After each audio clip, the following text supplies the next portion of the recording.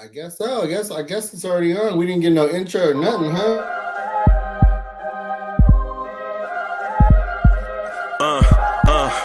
I rank where the view is nothing less than phenomenal. For how I express and project from my abdominal. The only view better, both my daddy and my mama know. No living parents, my sons give me balance. My wife is my serenity, this mic is my identity. The world is foul enough, that's why I write without obscenities. Provoking danger with broken language and spoken anguish. Begging to get hurt, why would you ask to go through changes? Yes, Lord, life's a chessboard, master the angles. Control the tempo, be the one who holds the info. Acknowledge is just as deadly as machete swings. When spoken, the truth is as potent as that Medellin. While others swear the style is free, I just let it ring. Our time is undervalued, soldiers make us better kings. My family's on my shoulder, reaching after better things. Today I take the shot, for them I'd rather set the screen. My mama told me follow my dreams. My daddy told me get it by any means. Stand tall, make him bow to a king. But I've evolved, you can see the result. Look in my eyes when you speaking to God. Life and for those who we caught up in using what I was taught with the muse. I guess they call it proving I'm more than an artist. Penciling out my darkest while stenciling out a harvest. And storing what gets me from A to B just like garages. Instrumental with collages. Envision what I've been drawing. Broadway to give you rhythm like the great Lena Horne. So bent on, found comfort in the storm. Find peace and on when you see them others perform. Organized chaos, I'll cast it like hey ya. Salute Culley, salute Lawrence Tears family. What's going on with y'all? How y'all doing? Good, man. We rocking, man. Yeah, it's about time. It's about that time. Preseason started. We here. About that time, man. Yeah, your boy's hype, man. Where do we begin? Where do we start? Where do we talk about who impressed us the most? Who impressed us the least? We can do all that, all the above. We can do all that. Let's start with just the tip off from jump. You know, we got that tip off. We started right into motion, just dribble handoff. You know, guys were in motion, moving. Right. The ball was moving. We had that fast pace. Salute, Kane Curry. Salute, Bricks Nation. Salute. I mean, we was doing it all. I was definitely feeling that. Like Word, Taj Lacho, Spewo's the dream. What's going on? Taj looked good, man. He looked good in Simmons too. Taj looked good as well, man, in place of Mitch. You know what I mean? Taj looked good. He did his thing, man. Taj just did Taj things, you know? All the veterans did veteran things, man. That's all I can say. Yeah, Taj turned back the hands in time, though. He was looking like a youngin' out there, just setting hard screens. He hit that three in the beginning of the game. I was like, ooh, look at you, Taj. Right. Man. And then when Kevin tried to throw him the oop, and he did a little bunny hop and waited for the ball to come back down and then laid it back up off the glass, I was like, yeah. Right. He talked about it afterwards. I was like, yeah, he ain't got it like that no more. Them days is over. Them days is over. That's what I like. I like the fact that what you just said right there. Kemba threw him the oop. I like the fact with Kemba that he's looking for guys. I like it. He's a point guard. I mean, he can score. We all know he can score.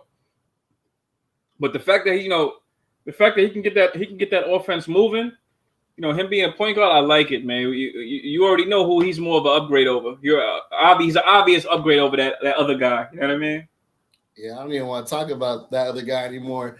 But he had 4 assists and he took that charge. When he took that charge, I was like, no, preseason. It's only preseason.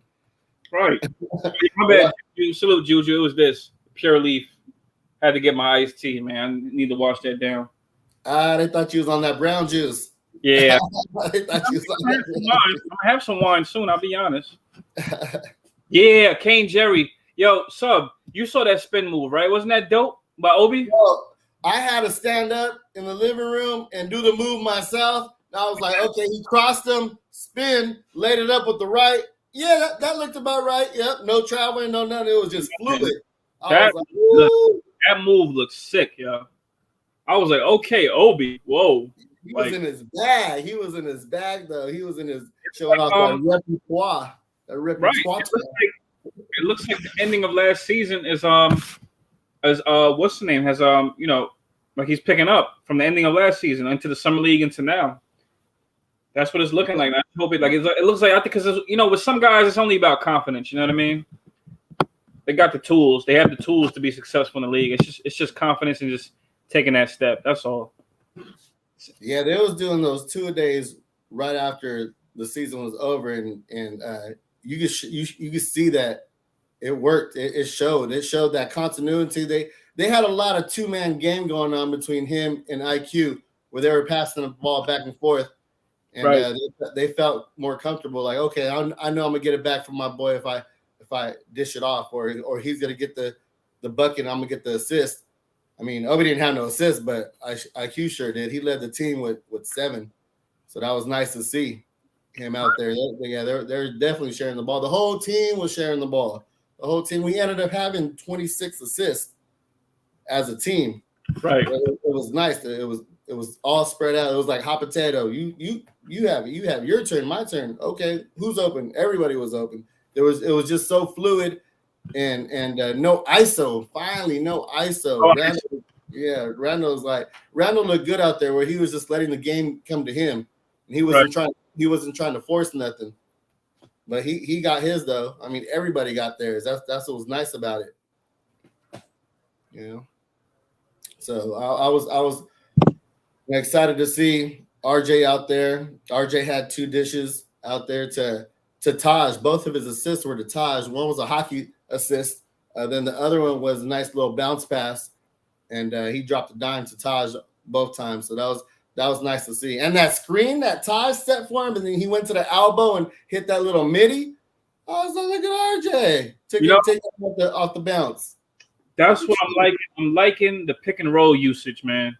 I'm liking it because that's how a lot of guards, they make their best plays coming off that pick and roll. They can break a guy. I say this all the time. A guy can break a guy down off the dribble all the time, but why not make it easier with a nice screen, man? Nice pick and pop, or just a nice screen where he can go around. He probably got a little breathing room to work around, but he comes around that screen, likely he gets a big that gets switched on to him and he can operate. You know what I mean? It makes it all easier that he could blow by him. Somebody can come over to help. He can kick it out, or he can score. It's so many things that are good that guards know what to do when they come around those screens. They usually know what to do. So I like, Kimba's pick and roll usage is high and it's good. He's very good converting. He converts very well in the pick and roll. So I love it. I love the fact that they're running it. I see him running with Randall a lot. I mean, I'm sure you saw it too. My favorite play, one of my favorites was the one with him and Fournier, where they ran the pick and pop. Fournier, he was in the corner. Fournier was in the corner. Yeah. He was in the corner and popped that one. He kicked it back out to Randall. Randall was open, but his man recovered. He drove, kicked it back to Fournier. Fournier kicked it back. I think Randall kicked it to him, and then Fournier kicked it back, and then kicked it back to him again, something like that. But I liked it. You know what I mean? They making Randall work. These are guards that they're gonna make Randall run that screen. So I like it because Randall's dangerous too. You know what I mean? So, you know what I was thinking about? Too, Sub. Because let me ask you, did you want to see more pick and roll last season from Randall? Most definitely, and not to nitpick on Randall, he needs to set harder screens because he's just going with the flow in the motion and not really setting his feet and squaring up his shoulders on the screen. He's just kind of weaving through traffic, and for him to be the leader, I think he needs to set better screens to let everybody know that this is how it's done. Because he's a leader. I mean, he led the team with 30 minutes out there. So that right there just lets you know that he's still the top dog. And Kemba said it himself. He said, I'm not here to be the leader, but I will show veteran leadership. Well, for sure. Right. No, yeah, right. As a point guard, while he's on the floor, and we need that at the point guard position. While he's on the floor, he will. That's a definite. That's a definite. Shout out, salute Sam Holt. Alton Lee, Latrell Sprewell, salute. Kendall Rivera, salute. Let's get them lights up, y'all. You know how it go. Good cut by Evan. Perfect timing. It was Rose who passed it. Yeah. RJ has to stop missing bunnies this year 3. Now he will. RJ will be all right. RJ look kind of stacked there too, man. Like I said, RJ has a lot on his plate. RJ has to go out there and defend these wings, and he missed a few assignments. And I think it's going to happen a lot where he was in no man's land, stuck in between the 3-point, the guy in the corner, and trying to catch up to the guy cutting to the basket. And one point, him and Taj were up top at the elbow, and he backpedaled and he kind of faked at him, and instead of faking at him and staying with them, he faked out and went to the three and let the guy just go straight to the hoop. I was like, nah, you got to stop that. He's closer to the basket. If that's a higher percent chance of making that basket than the guy shooting the three-way out there. So little things like that, getting caught up on backdoor cuts. His lateral quickness is just not there. And like I said, I hate to nitpick, but those are one of the things that we knew he was going to struggle at, and that he was going to be guarding those defensive wings. He's just going to have to learn. He's just going to have to go back to the lab and look at the film and figure out what angles to take and when to bite and when to plant your feet and take those charges. But other than that, he showed a lot. He had one fast break on and he missed, but then and he threw his hands up looking for the call.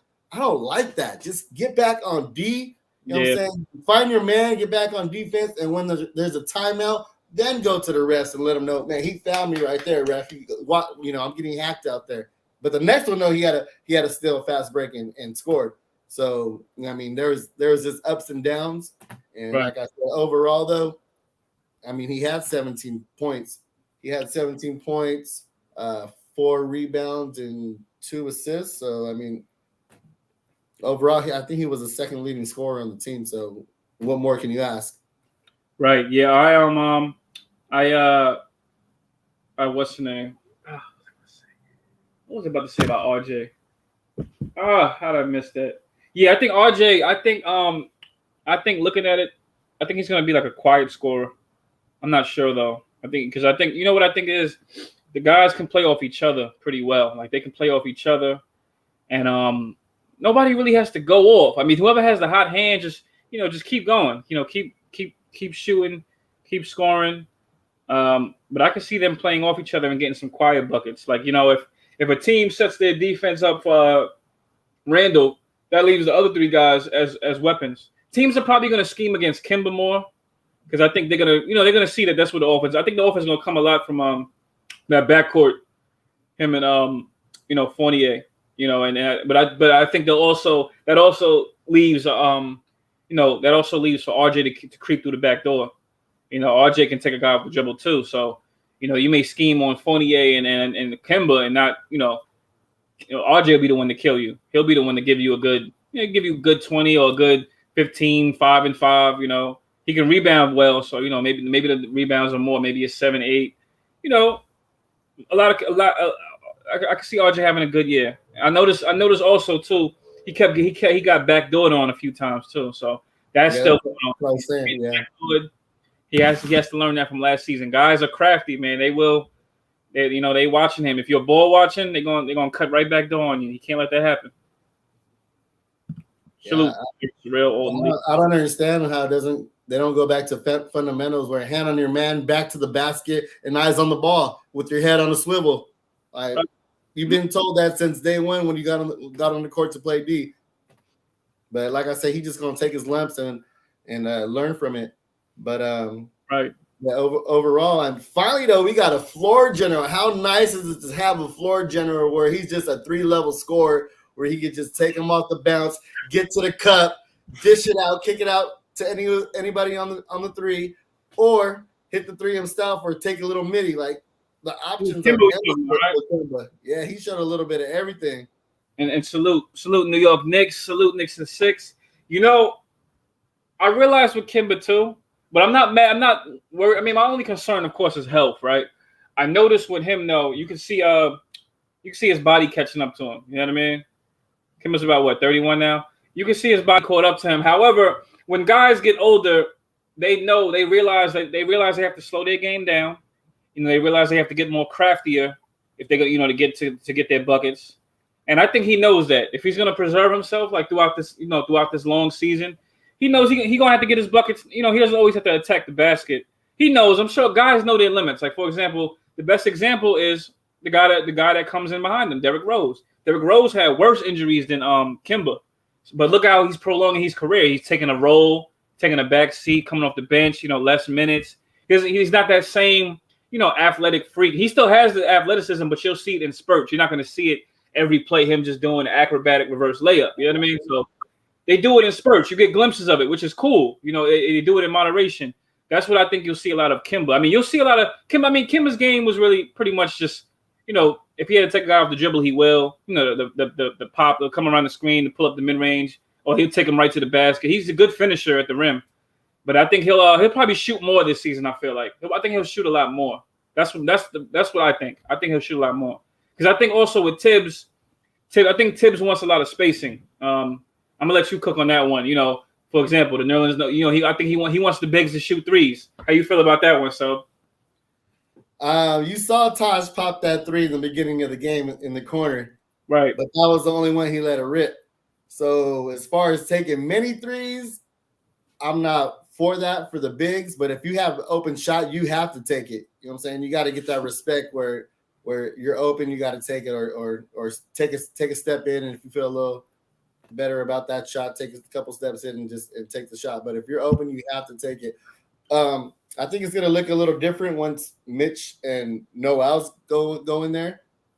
They'll be more on the charity stripe, setting screens up there and running the offense and through there, and they're probably more comfortable taking. That's why, because how many people are gonna be out there shooting threes? You already got RJ out there. You already got Kemba out there. You already have Randall out there. You already have Fournier out there. You need somebody in that mid-range to grab them boards, or set them screens when they want to go to the cup. So you don't need all 5 players out there at the 3-point line.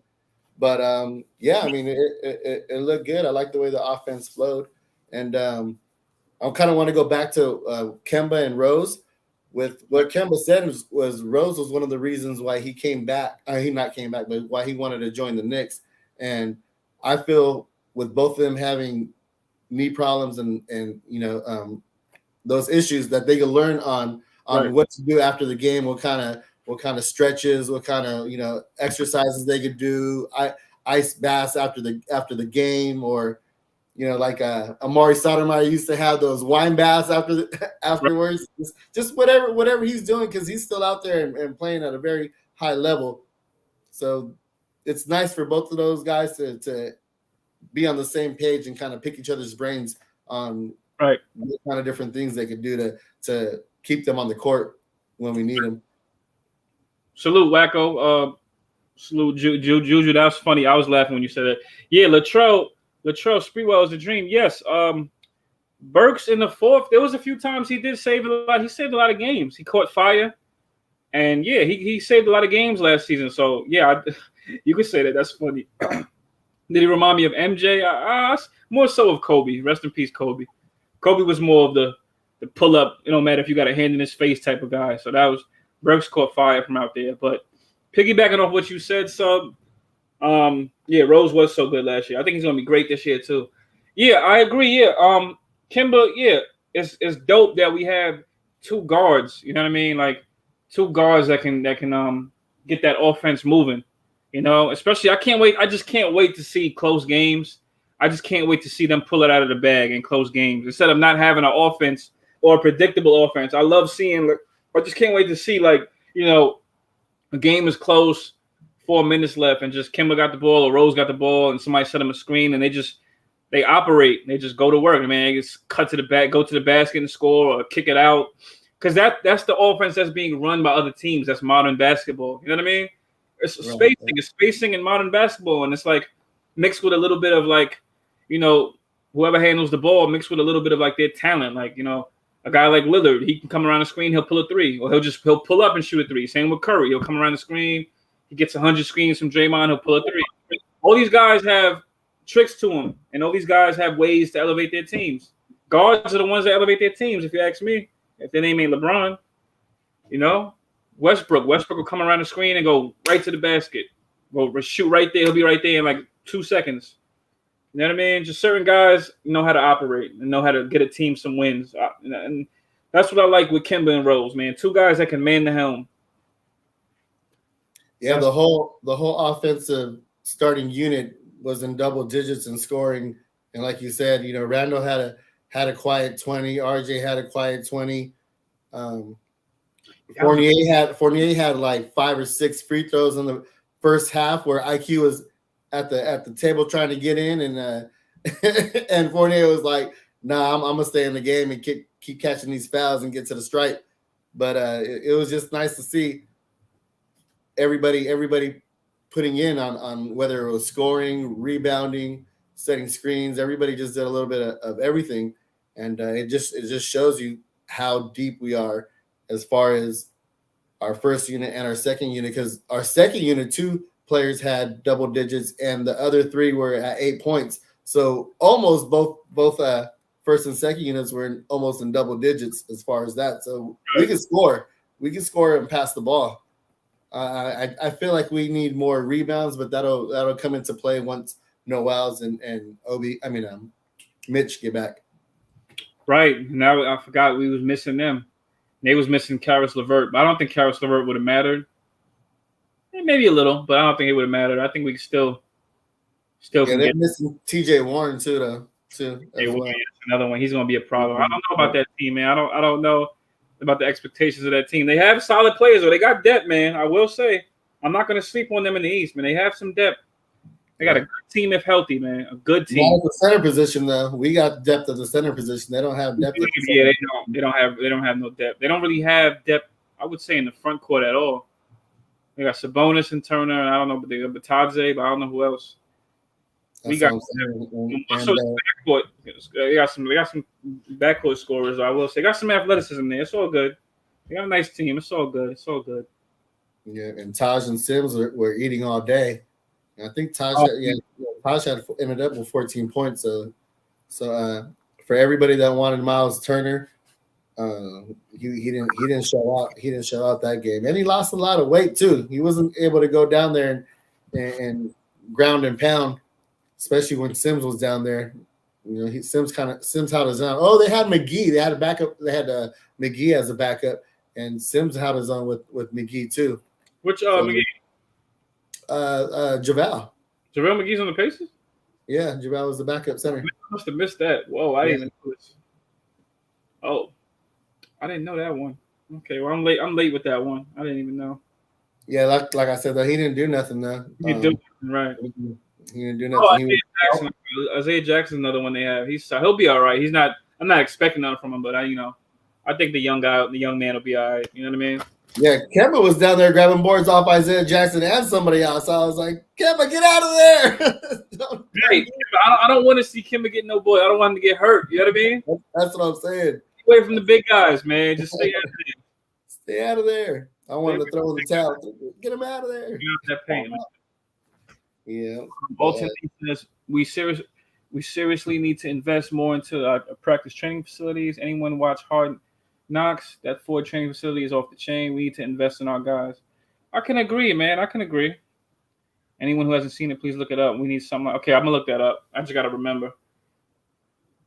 Shoot. Eric Sorrell said JaVale's on the Suns. Oh, okay. He was on the Suns. Okay. That's a good pickup for them behind Ayton.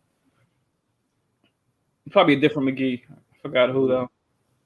It doesn't even matter. It don't matter. Either way, like since we're talking about centers, I just want to talk about Sims now because I was really impressed with Sims.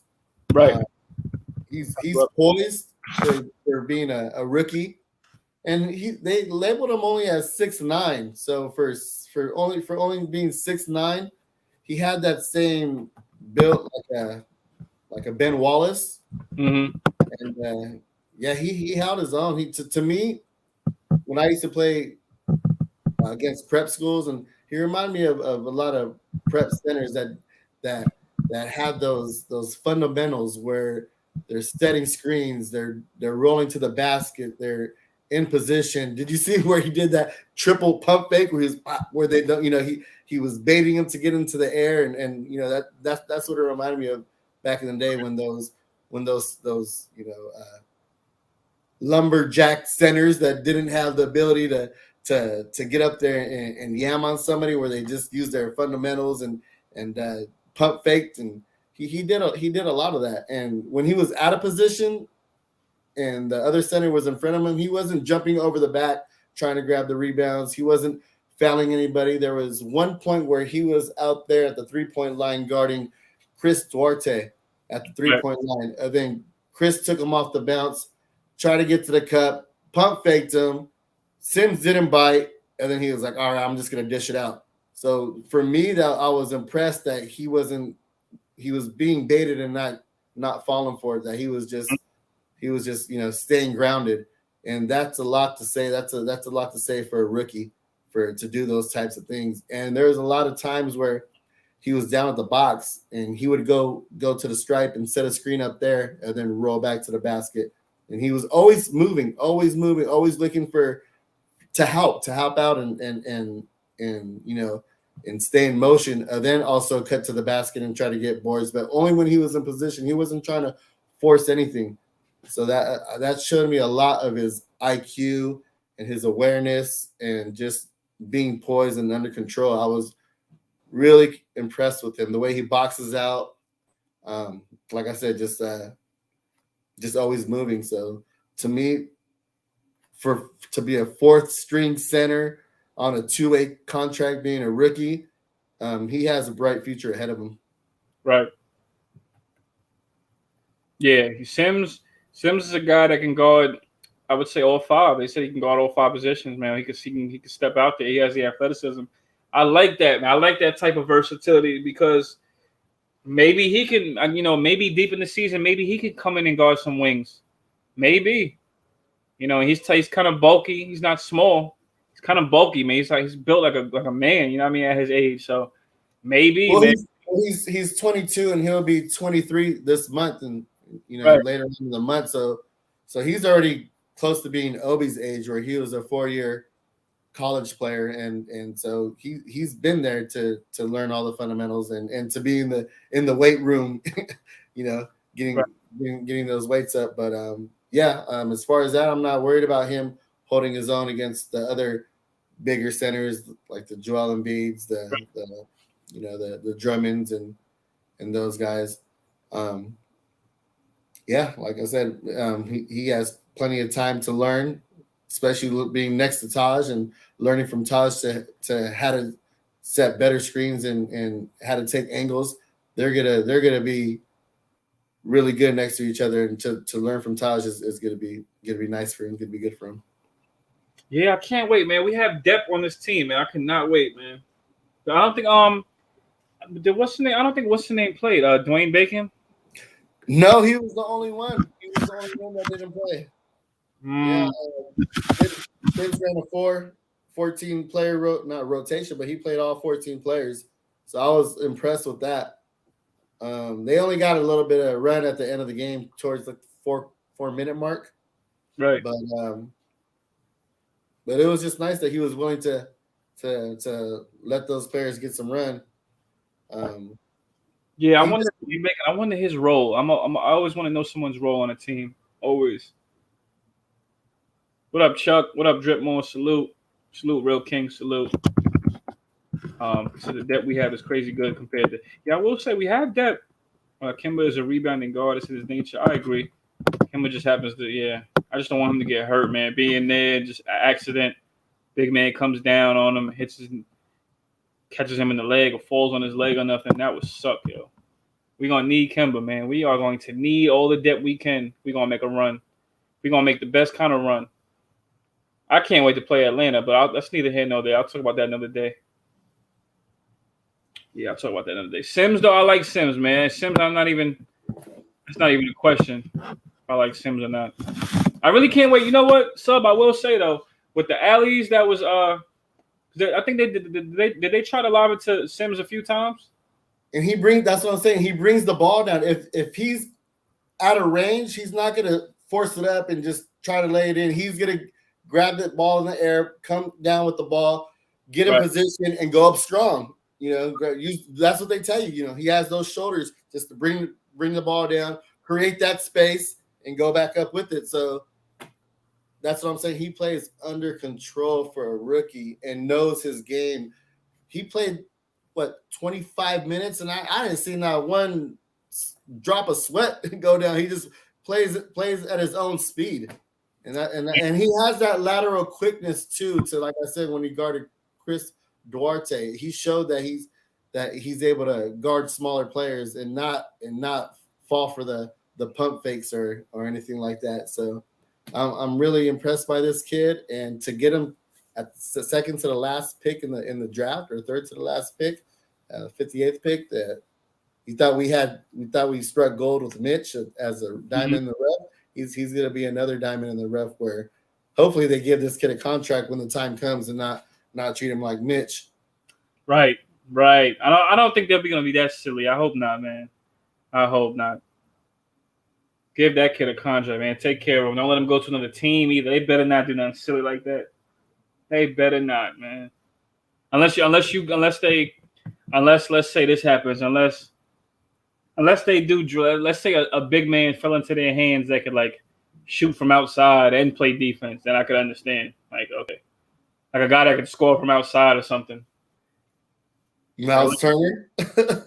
Be like a Miles Turner, but then again, Miles Turner's that's what I'm saying. I mean, you're really gonna put all that money into Miles Turner when we have these elite, rim runners, rim defenders, that's defensive the guy whose name that was linked to us. I actually liked Miles Turner. Like, that's the only one I liked. I didn't really care for the others for some reason, because I like Miles Turner. How I'm happy with who we got. You know what I mean? Because he gets hurt a lot too. So I'm happy with Mitch. Although I know Miles Turner, with him, he might just need a change of scenery. He might just need, because I think they're trying to, I think they want to run the offense more around Sabonis. I don't think it's fit. I don't think it fits right now with him. So I don't know. He might, another team, he might do a lot. I don't know. Yeah, I'm good with having Mitch and Noels right now, because when it comes down to the playoffs, everybody buckles down. We get into a half court, offense and defense, and we need that rim protection. So for those Miles Turners and especially with him losing weight, and then you have Cat out there, I'm good where we're at with these guys. I'd rather put the money into a wing. I think eventually we do need that 6'9" wing to defend. Mm-hmm. Maybe that because, like I said, I know it's the first game and I'm nitpicking, but the way you saw it too, the way RJ was getting burnt on backdoor cuts and being baited by dribbling to the basket and dishing it out. That may just be our Achilles heel at that position as far as defense, because like you said, we have those Kevin Durant's, we have those both guys in Boston, the Tatums, and we have just in our division, we just have too many wings. So right. You have the Siakams and the Torontos, you have those uber athletic, lengthy wings. So if anything, we just have to outscore them. We just have to outscore them as a team and pass the ball around like we were doing. Right. And hopefully we just buckle down and get that team defense down right. by the time we get to those guys, because we could put points up. You saw it right there. Like I told you, we scored. We scored double digits in the first starting unit, and the second, we almost did the same thing. So we put up 125 points. Then threw in, the rookies for the last 4 minutes to get garbage time. So we could have had some more points if we wanted to. If Tibbs wanted to make his rotation a lot smaller and just play the 8 guys who are just cooking, right. he could have did that, and we would have had more points. But it's preseason. You kind of want to see what works and what doesn't. So I ain't mad. Overall, I was screaming my lungs out, yelling at the TV, and just having a good old time. Mm-hmm. Right. And, I agree. Yeah. Long Island. He said, I was reading something. He said Long Island Sound said we have a PG that throws behind the back passes to the 3-point man. I give all great energy to Kemba's health. I agree, because that's what I'm saying. Like, as long as that ball is moving, we have the best shot. We have a good shot to win a lot of games, man. Just to be get a winning culture here. We have a good shot, man. And like you said, you just said, oh yeah, like we're gonna have to, outscore the other team, and it's really gonna boil down to key stops. And I agree, we need that. Of course, I agree. I agree. We need that 6'9", 6'8", 6'10", guy that could defend. We need that guy. We do need that. Like I was talking with a Hadouken about that yesterday, about Knox, because I see Steven Mendes says Knox chances to get minutes looks grim. I was saying, shoot, I would have traded when the rumors was heating up about Josh Jackson for Knox. I was saying, man, do it, man. That's just me. I would do it. Josh Jackson's about 6'8", 6'9". He could defend. We just need that one defender on that perimeter, man. We need that. These wings of the East are elite, man. Like you even said, T.J. Warren on the Pacers. Imagine if he was playing and RJ had to deal with that all night. That would be a tough assignment. RJ will do his thing. I think RJ will take exception to the challenge, but that would be tough. T.J. Warren will be tough, and then Evan Fournier got to guard Karis LeVert. Things will be a little bit shakier. I'll tell you that. I'm just being honest. Yeah.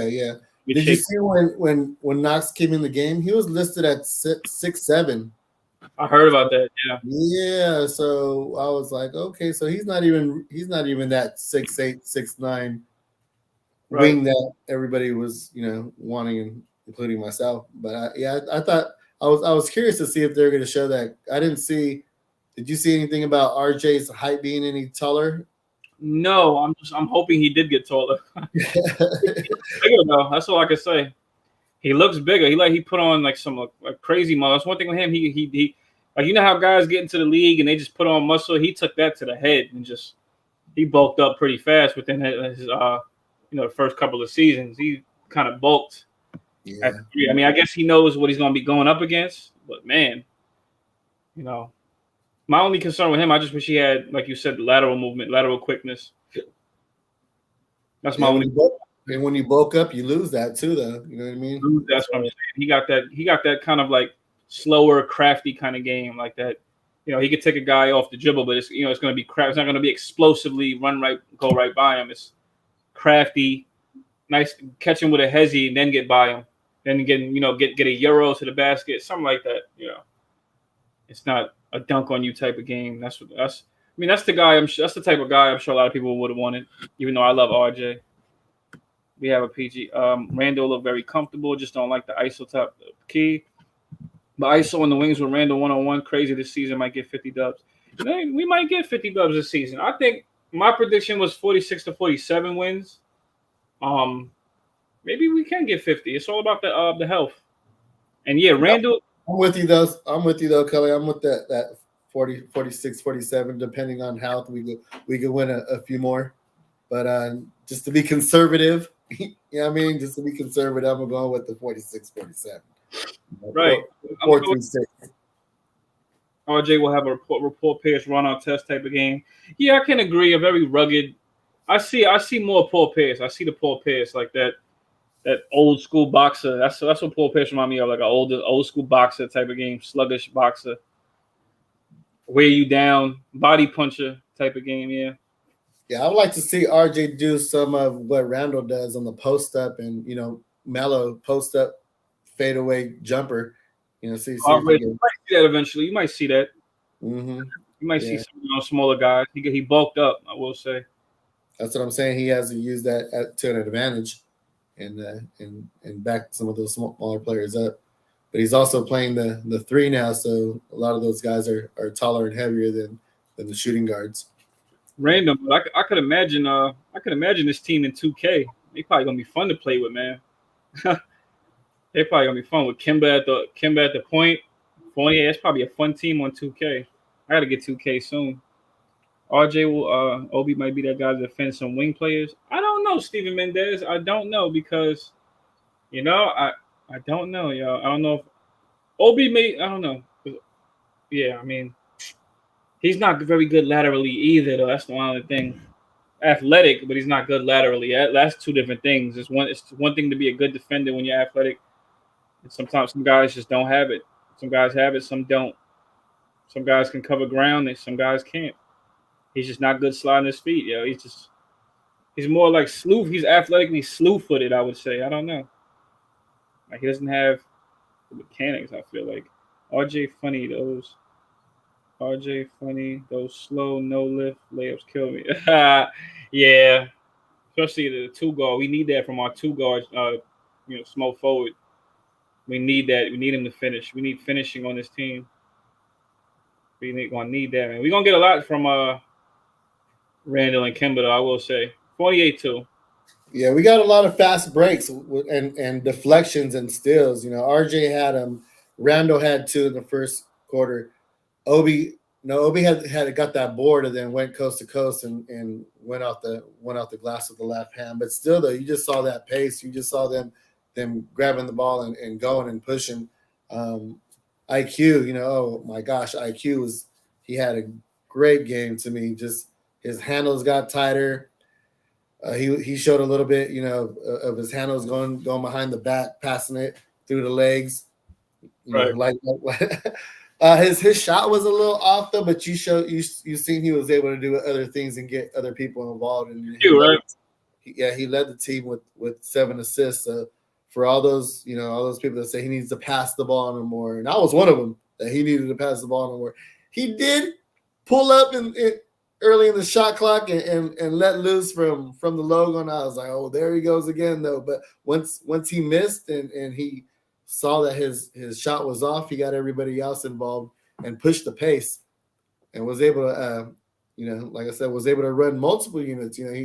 He got trickled in there at the end of the first quarter. He ran with the second unit, and then he finished off 4 minutes with the rookies. So I was impressed on IQ and how he all that work that he put in over the summer. Him and Obi, it just shows the continuity and how their brotherhood is there on and off the court. Right. Yeah, they putting the work in, man. Guys got drafted. Same year, last year, but they put in the work together, man. They got each other's back. I like it. They do have good chemistry, I will say.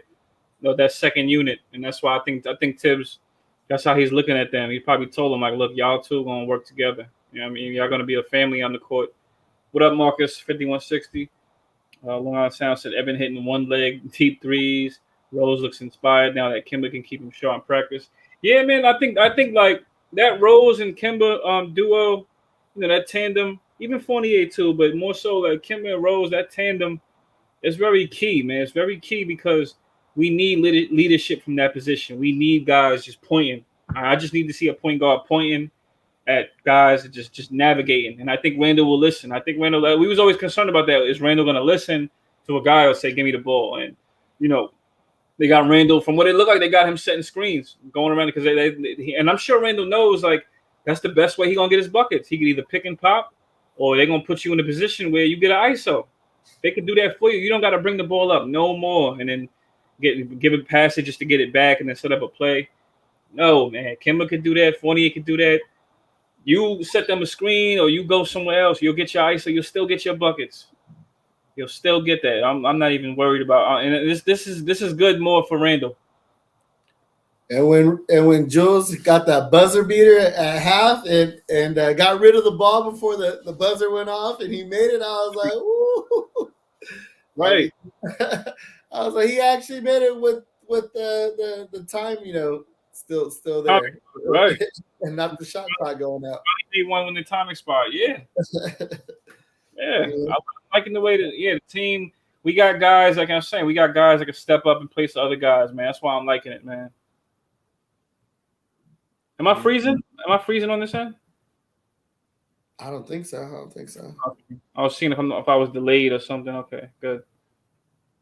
Yeah, and like I said, there's just so many questions on what we had, what they were working on over the summer, and they all answered those questions. They all came back stronger. They all their weaknesses they worked on.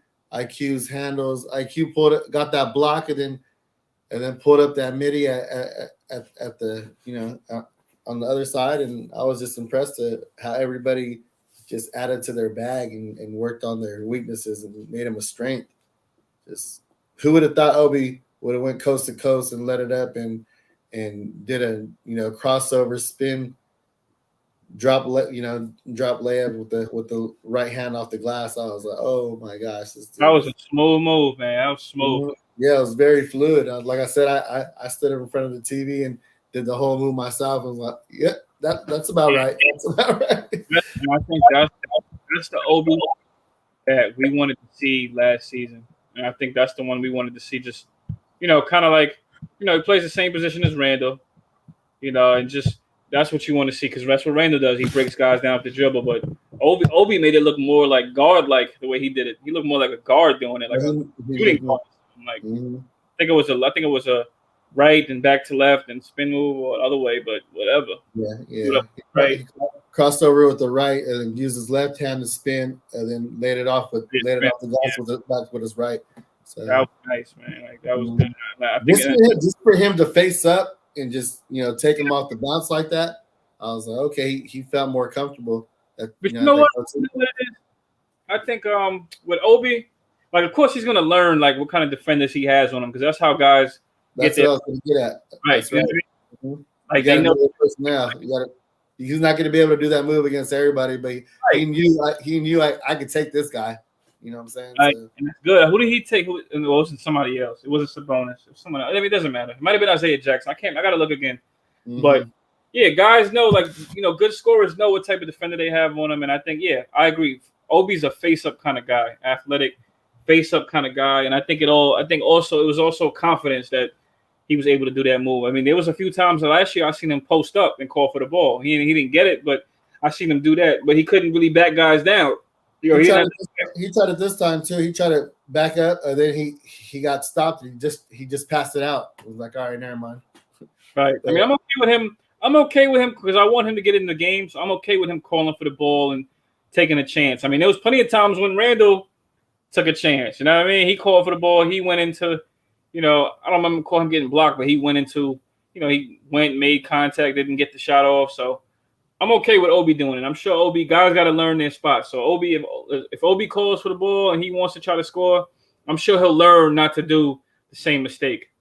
I think that's what Obi's doing. He's learning, I guess, not to make the same mistake twice, or he's learning his mistakes just to see, like, okay, if I keep getting blocked when I do this, or if I'm going into two defenders, this is what happens. He's learning that. So, that's the only way guys get better when they play. I feel like that's one way. You gotta play guys for them to get better. If you pull a leash on them, then I don't know. Then I don't think they'll get better that way. That's what I'm saying though. When we saw that interview of Obi talking about how the season was gonna go, he had that twinkle in his eye, and that's what it was. They unleashed him. They let him go into in open and transition, and get those easy buckets. And that's his game. You guys got to go out and let him run. And it showed that Tibbs was allowing him to do that the whole second unit to go out there. And Rose, you in there with Rose. I mean, he's going as long as you in there with Rose, you'll be all right, man. You're gonna be good. That's how I look at it. And then the next guy that can step up, let's say Rose gets hurt a couple games. The next guy that can step up is Quickly.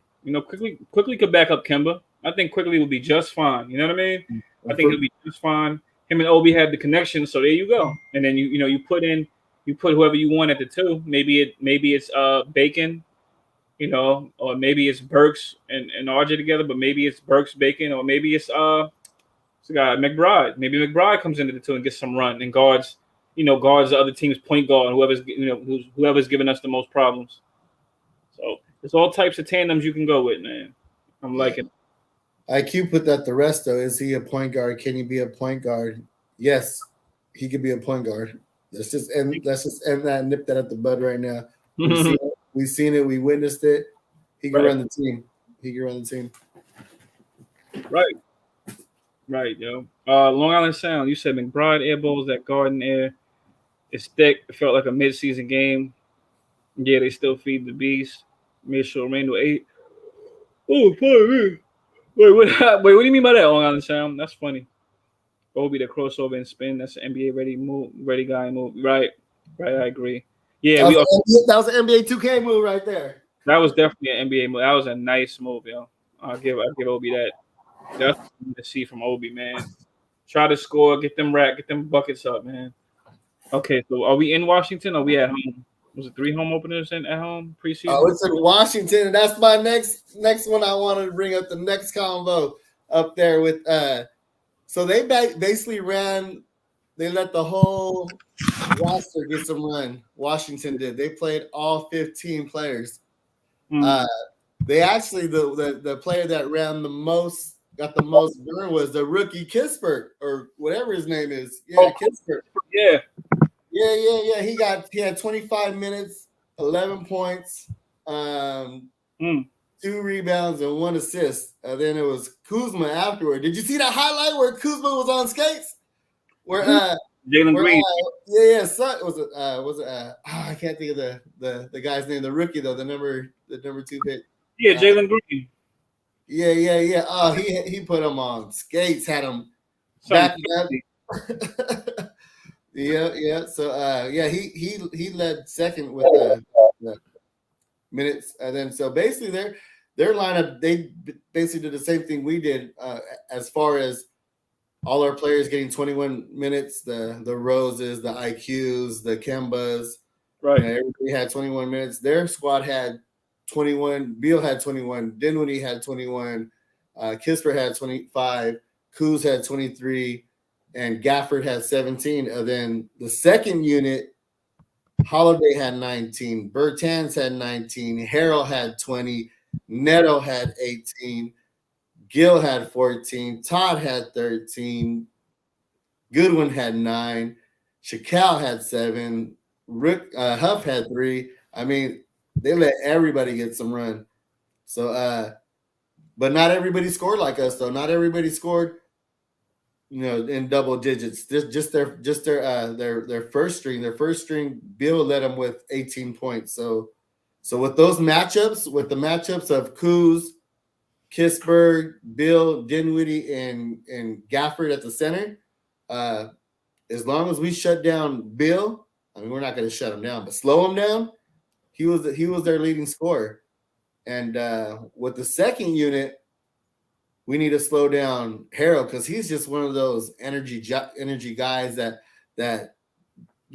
dives for loose balls, pass, grabs boards, just does all the dirty work, just stuff that set screens. So if we contain him, then and get more boards and with the Sims, and is Noel's coming back or you don't know about that? Too. If we have Sims on him, then that could contain him probably. But I don't know. I think Sims. I don't know. I think Sims is I mean, not Sims. I don't know if Noel's coming back. Mitch is. I know he's out indefinitely. He's out to like a few games into the season. But Noel, I'm not sure. I got to look that up if he's playing or not. Well, either way, we gotta slow him down. We can't just slow him down. You gotta slow down. You gotta neutralize them. You gotta stop their mess. So all he has to do is get rebounds, get his team pumped up, and then they can get rolling. You know what I mean? Yeah, we got this is a little more. I guess this game will be more tougher because they have all their. Well, they don't have all their guys, but they got some key guys. They got Dinwiddie. Yeah, Dinwiddie led him with 5 assists, but he had 14 points or 14 points. But he only had 5 assists to be their leading point guard. Yeah. So it's for him to be matched up with against Kemba, then who do we have? RJ to be matched up with. Was it Kuz or Kispert? And same thing with Fournier, depending on who they're going to go up against. And then Gafford is just down there as a banger. So and you got Thomas, but I think he's out still. And they got Ray Hachimura. I think he's out still too. Oh, Holiday too. Holiday was coming off the bench. He had 17 points. The younger Holiday, the Aaron Holiday. Holiday? Oh, he's on the Wizards. Aaron Holiday out of the younger out of the 3. Right. Yeah. Yeah. So he was out there. He was leading the second unit with Neto. So he had 19 minutes, 17 points, and 4 assists. So he's one of the ones that with the second unit, quickly is probably going to have to guard him, and we'll see how quickly defense steps up to that. Yeah, Kuzma. So I don't know. You got to see how much he do. I guess he can get hot. He can get hot too. I'll give him his credit. He's a guy that can score. He's not bad. You got Fournier for Bale. We just got. We'll see. We'll see how the game plays out. see how the game plays out. That's about all I can say. Yeah, we had 125 points, 46 rebounds, and 26 assists last game. And if you just want to match up numbers like that, they had 119. They had 35 rebounds, so we had 11 more rebounds than them, and they had 16 assists to our 26 assists. So you saw how we just by the eye test we just passed the ball to anybody, to everybody and anybody. So they were more ISO ball as far as the Bills and the Dinwiddie's and the Holidays. If we could just slow those guys down, then we'll have that game in the bag without even breaking a sweat. And for Bertans to only have 5 points, I mean, remember a couple years ago, Bertans was hot on everybody's list as far as the sharpshooter out there just draining threes.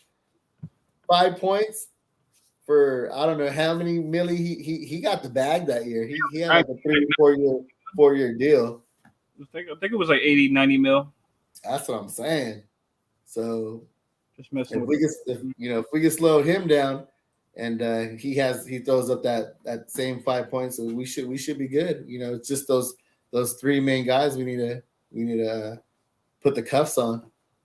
So yeah, I'm hyped about that game on Saturday, and not really too worried about it. Yeah, I'm not worried about that one. I do want to see where we stand against this team, though. This is the teams that made tweaks that didn't even make. Well, Washington made the play-in, so they made the playoffs. I'm sorry, they was 8th seed. Yeah, that's what I'm saying. To go up against a playoff team who looks different from last year as Dewey, but for them to lose Westbrook, then bring in Dinwiddie, Kuz, they get Kispert. They brought in a lot of players, right? Guys, a lot of players, and it showed that the coach was willing to play everybody to see what they bring to the table. So I forgot who they coach. It's not Brooks no more. They've got a new coach. I just can't remember who. Yeah, I'm not sure either there. But I'll be up there like November 21st to watch the game in DC. Oh, you're going to the next game? No, it's not. Yeah, just a game. I'm not sure who they play against. Right. But I'll be up there to watch that game. Facts. Canal being lost at everybody's food. Yes, a fact. Everyone's food. IQ and Obi Rose at the bench set match. I take our bench over Washington. I can agree. I think we have. Yeah, I think that's going to be key. A lot of games. You're right. I can't think about the starting lineup all the time. That bench. We got to think about the bench. The bench could keep us in a lot of games, man. Let's say we get off to slow starts. That bench can get it rocking, man. IQ, with the 3-point shooting, Obi with the scoring. If Obi's gonna be that scorer, that good scorer off the bench, behind Randall, that'll be good. Rose gonna be Rose, and I don't know who plays the 3. I don't know if it's Burks or Bacon or Grimes. Sometimes I don't know, but I think we can have a nice offensive set off the bench, man. I think that's gonna be key for us a lot. What up, G-Man? Salute, brother. Marcus asks, do y'all miss Curry and KD being on the same team? Not really. I didn't really care for it anyway. I respect the Warriors, but I didn't really care for it when they had their team together, their team assembled. I didn't care. Knicks are loaded. Kemba, Rose, Randall Barrett, Evan, IQ, Obi, Mitch, Noel, Taj, Burke, Sims. Yeah, Knicks are loaded, man. Of course, my opinion, we just need that one 6'9", 6'10" guy, 6'8", defending that perimeter. That's it. Just that one, maybe two, and I feel complete. I will feel so complete. Do you make that trade during, before the All-Star break, before the deadline? Would you make that trade? And if you would, for who and who's leaving? The only way I see that trade happening is if it's obvious what we're getting killed by. So if RJ's getting killed by a lot of the wings, if that happens and he just can't hang with the wings, I don't think he gets traded. However, I do think a move gets made. Players get dealt. Something happens for a wing. There's not many wings out there. I mean, the wings that's out there are on other teams. We had a chance to probably get some in the buyout market. I like Rondé Hollis Jefferson. He can't shoot, but he can guard He can guard the wing. You know what I mean? He's not a good shooter, but he's athletic. So, I would have liked him. He was on the buyout market. That'd be solid for us. We just need a guy to slow down the wings. We don't need a guy to come in and be a great scorer. If you get that, it's a plus. But you just want that. You just want that small move, the defensive specialist that's what he comes in and does with without having to give up the farm. Basically, you just want just a quick little adjustment. Just small tweaks. Right, small tweaks for the team. He doesn't have to come in to be outstanding. Just a little small tweak. Sometimes those tweaks are bigger than you think. Sometimes the small are bigger than you think. So, I'm all for it. So, were you a fan of the Kuzma trades when the rumors were out that he was going to be traded? Were you a Kuzma fan as far as bringing him to the Knicks when he was available? Nah. I didn't want him at all. I would have been so pissed if we made a move for him. With the guy playing bad in LA, I'm like, let's not try to think we could revive him. No thanks. No thanks at all, man. Right. Because the only thing I know him to do is scoring. I don't really know him for nothing else, I don't really care if he can get buckets. We can get somebody else that can get buckets. You know what I mean? I feel like this guy's on the buyout market. You can get Lance Stevenson that can give you buckets. I don't know what team he's on now, but he can give buckets. I'd rather him than Kuzma. I think he's overseas somewhere. Stevenson plays. He tries to play some type of defense. We need a rugged. I don't care if he starts a fight with the other team. We need a guy like that, man. We need a guy, just a rugged guy, like get under somebody's skin in New York and have on a Knicks jersey. I don't really think we have that kind of guy right now. No, we don't. We don't have that kind of guy. Maybe Taj. That's the closest, but that's about it. We need a S-word starter. That's what we need. Right. Man, G-Man, salute. Yeah, I was just happy overall. Just the play by everybody. Just everybody chipped in. Everybody put in their 2 cents. Everybody was able to either grab boards or set screens. Just like I said, everybody. Taj, got 6 boards. Randall led the team with 9 boards. Fournier 4 boards. RJ 3. Kemba 3. IQ 6. Right. Obi 5. Sim 6. Rose 4. Everybody pitched in on the boards, and that's what Tip said. Though he said, together we're gonna grab boards, not just one person. So I'm liking this unity that we have. That everybody's gonna get a chip in and score. Everybody's gonna chip in and grab boards, and everybody's gonna chip in and dish the ball. So,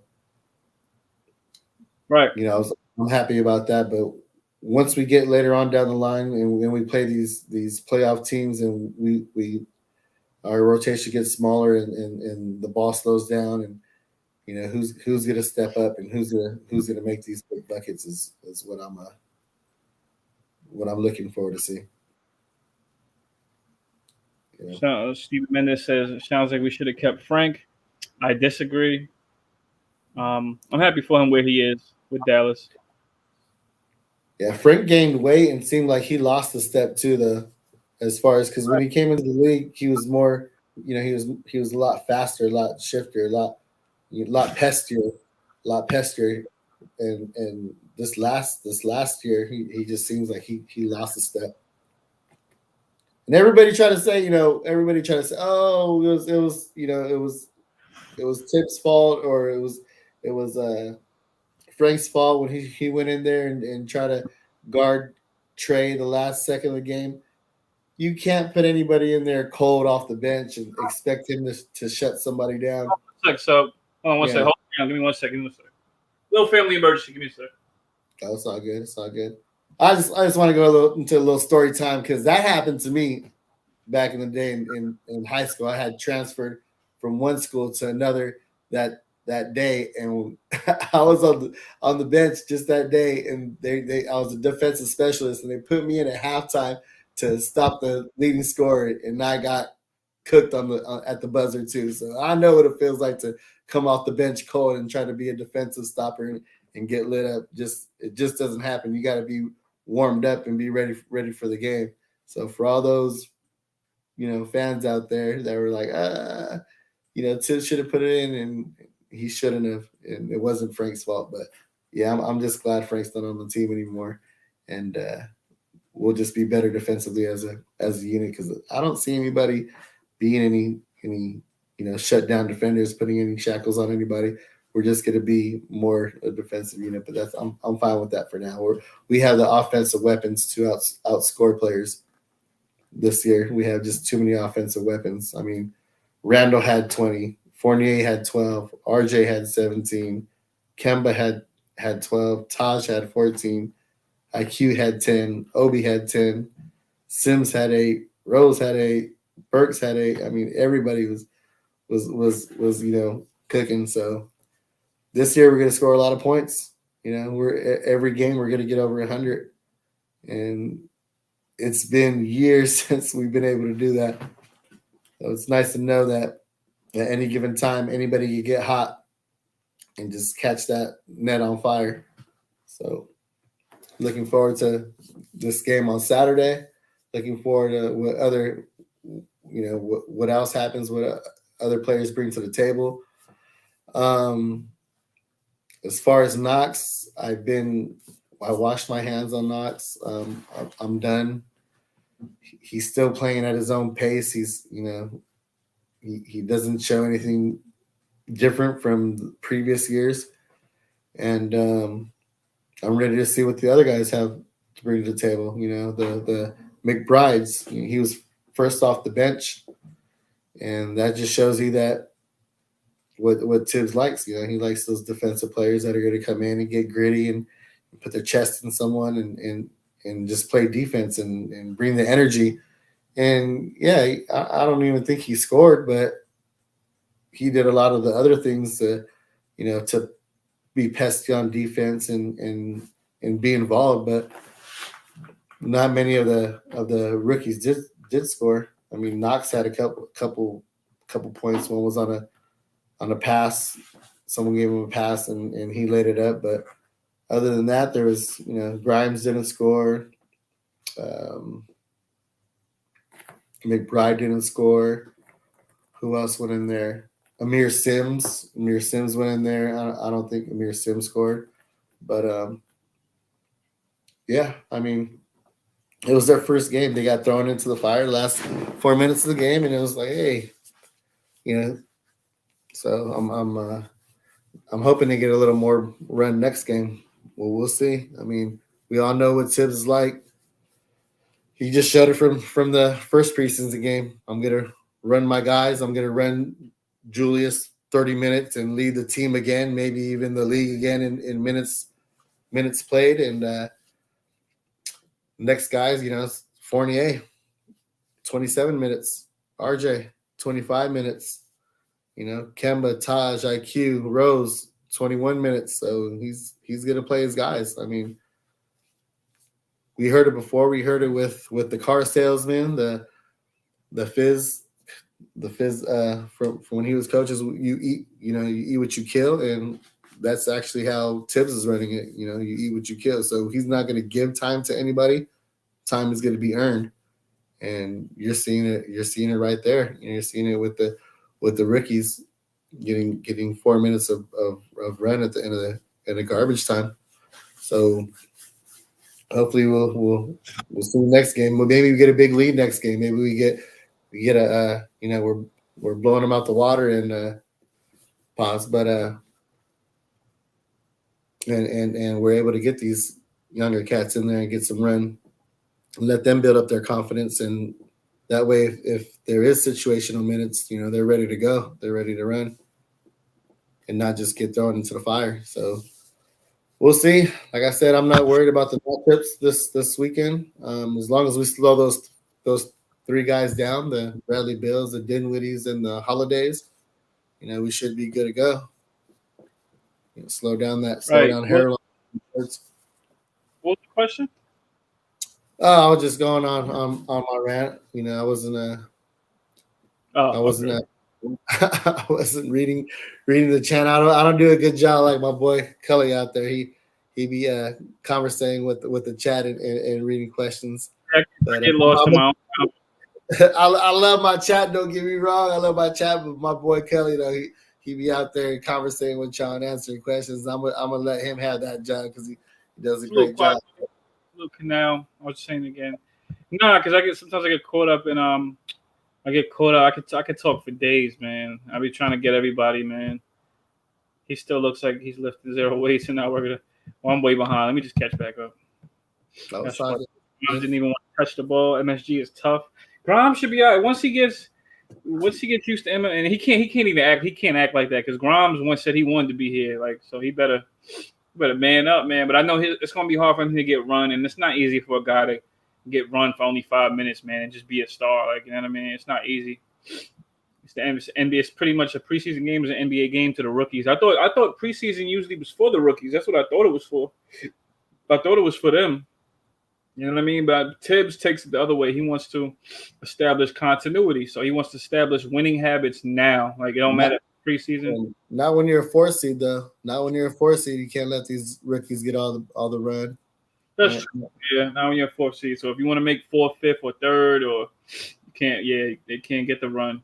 Maybe throughout the season, injuries happen, or if they do circumstances, then yeah. Tom said a key starter would sit out every game preseason. I wonder who it will be this game. Mitch, there you go.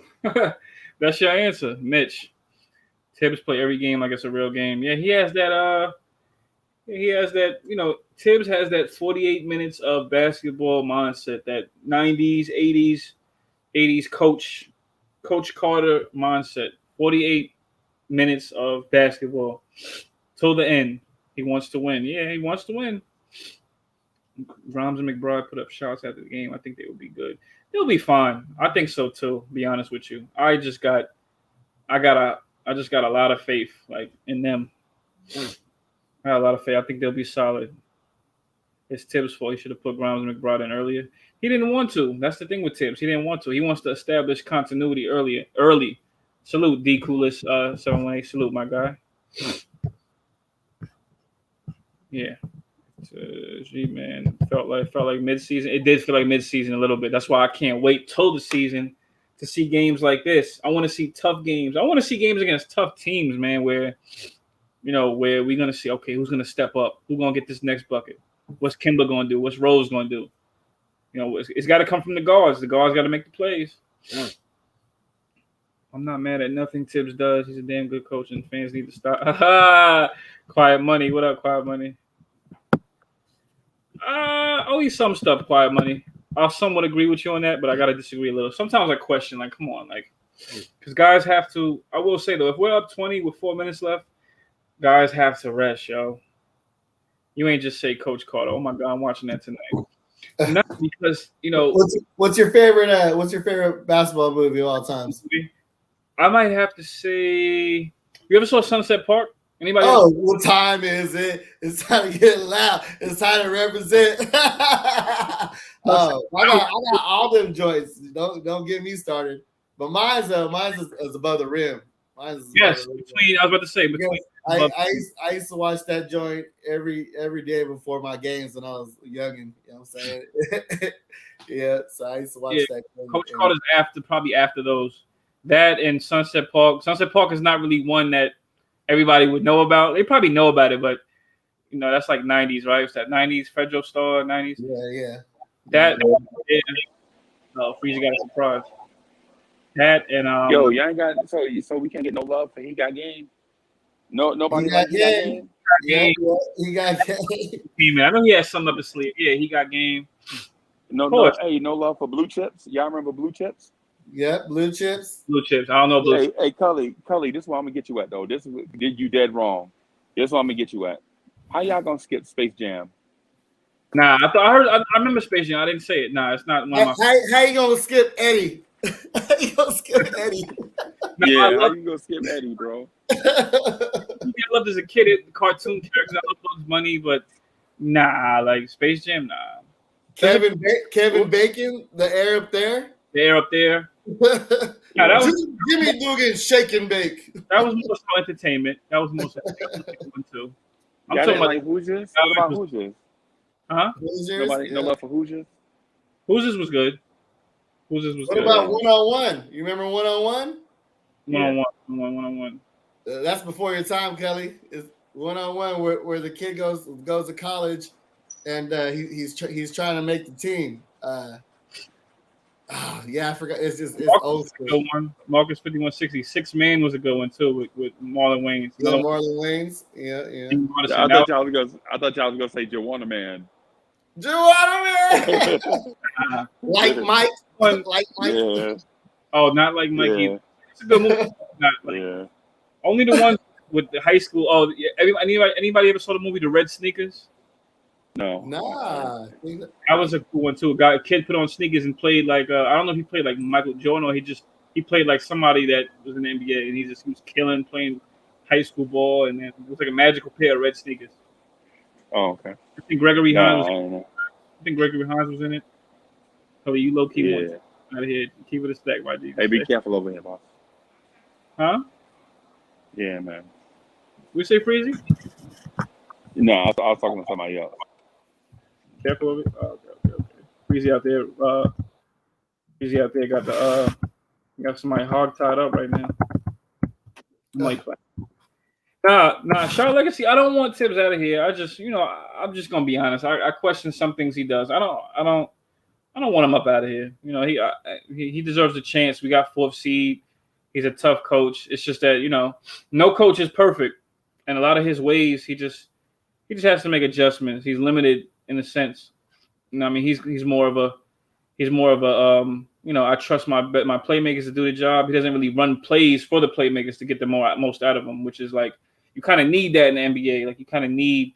I can understand that there was no talent in the NBA, and with the coach he is, but there's talent all across the league. Like you kind of need, because he could have won with Derrick Rose. He could have won with Derrick Rose, but he had the injury. You know what I mean? And that came back to haunt Derrick Rose. Look at the irony of Derrick Rose playing on the same team, just on a different team in New York. Look at the irony.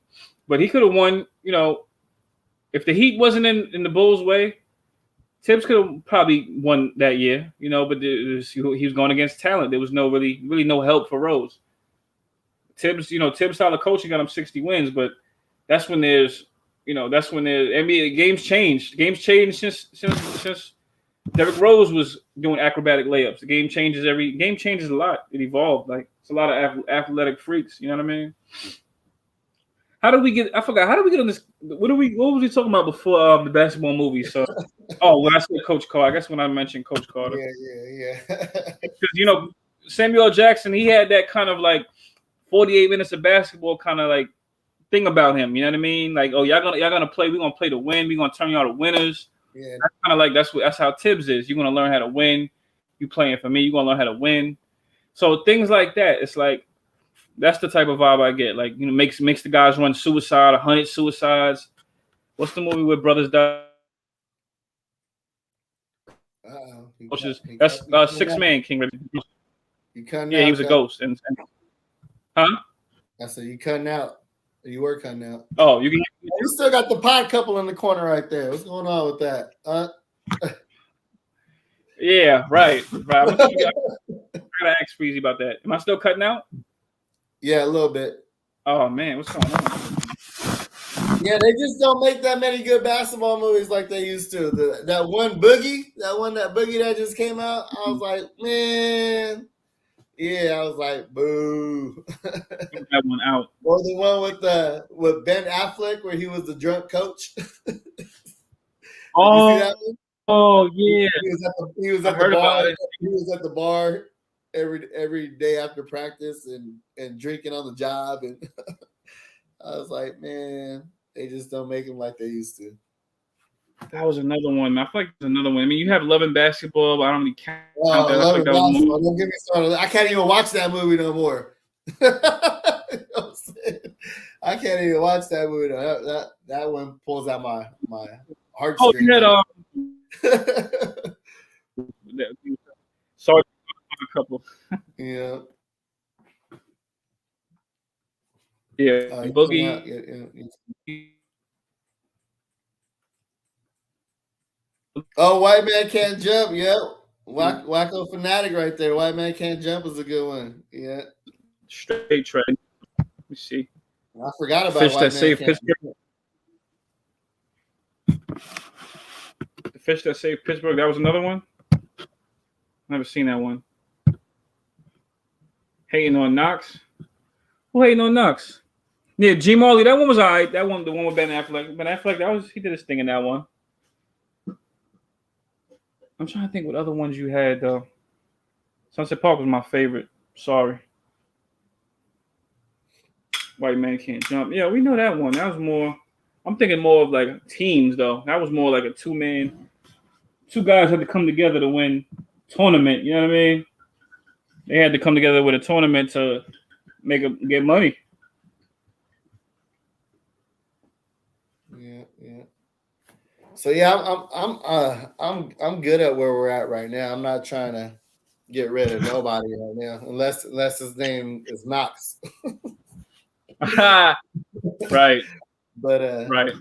Yeah. So who gets that last spot? Who gets that last spot though? Because Amir Sims was off the bench before Bacon was off the bench. I mean, if he's gonna be the guy to guard threes and then not get play time, then I mean, I don't know. If he can guard threes, let him guard some threes, let him come in. But I don't know, man. I know Tibbs trusts his guys, so I really don't know. Unless you're gonna package Amir Sims and Knox. I don't know. You ain't gonna get nothing back unless you make that Josh Jackson move. That's a steal, man, because Tibbs can get so much out of Josh Jackson. So much. So I would do the move. Get to guard them wings, man, and bring them right off the bench, right behind RJ. Right off the bench, yo.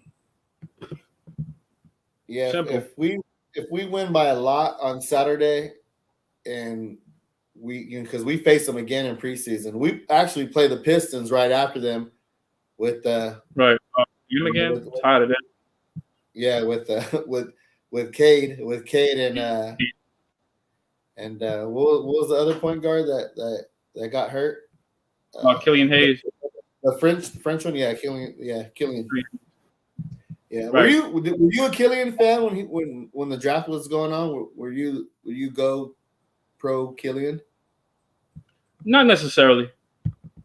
Yeah, me neither. I watched him when I watched some of his highlights and looked at some of his games, and yeah, that he had a nice little step back, but other than that, I was like, he's not elite. Man, Aaron T.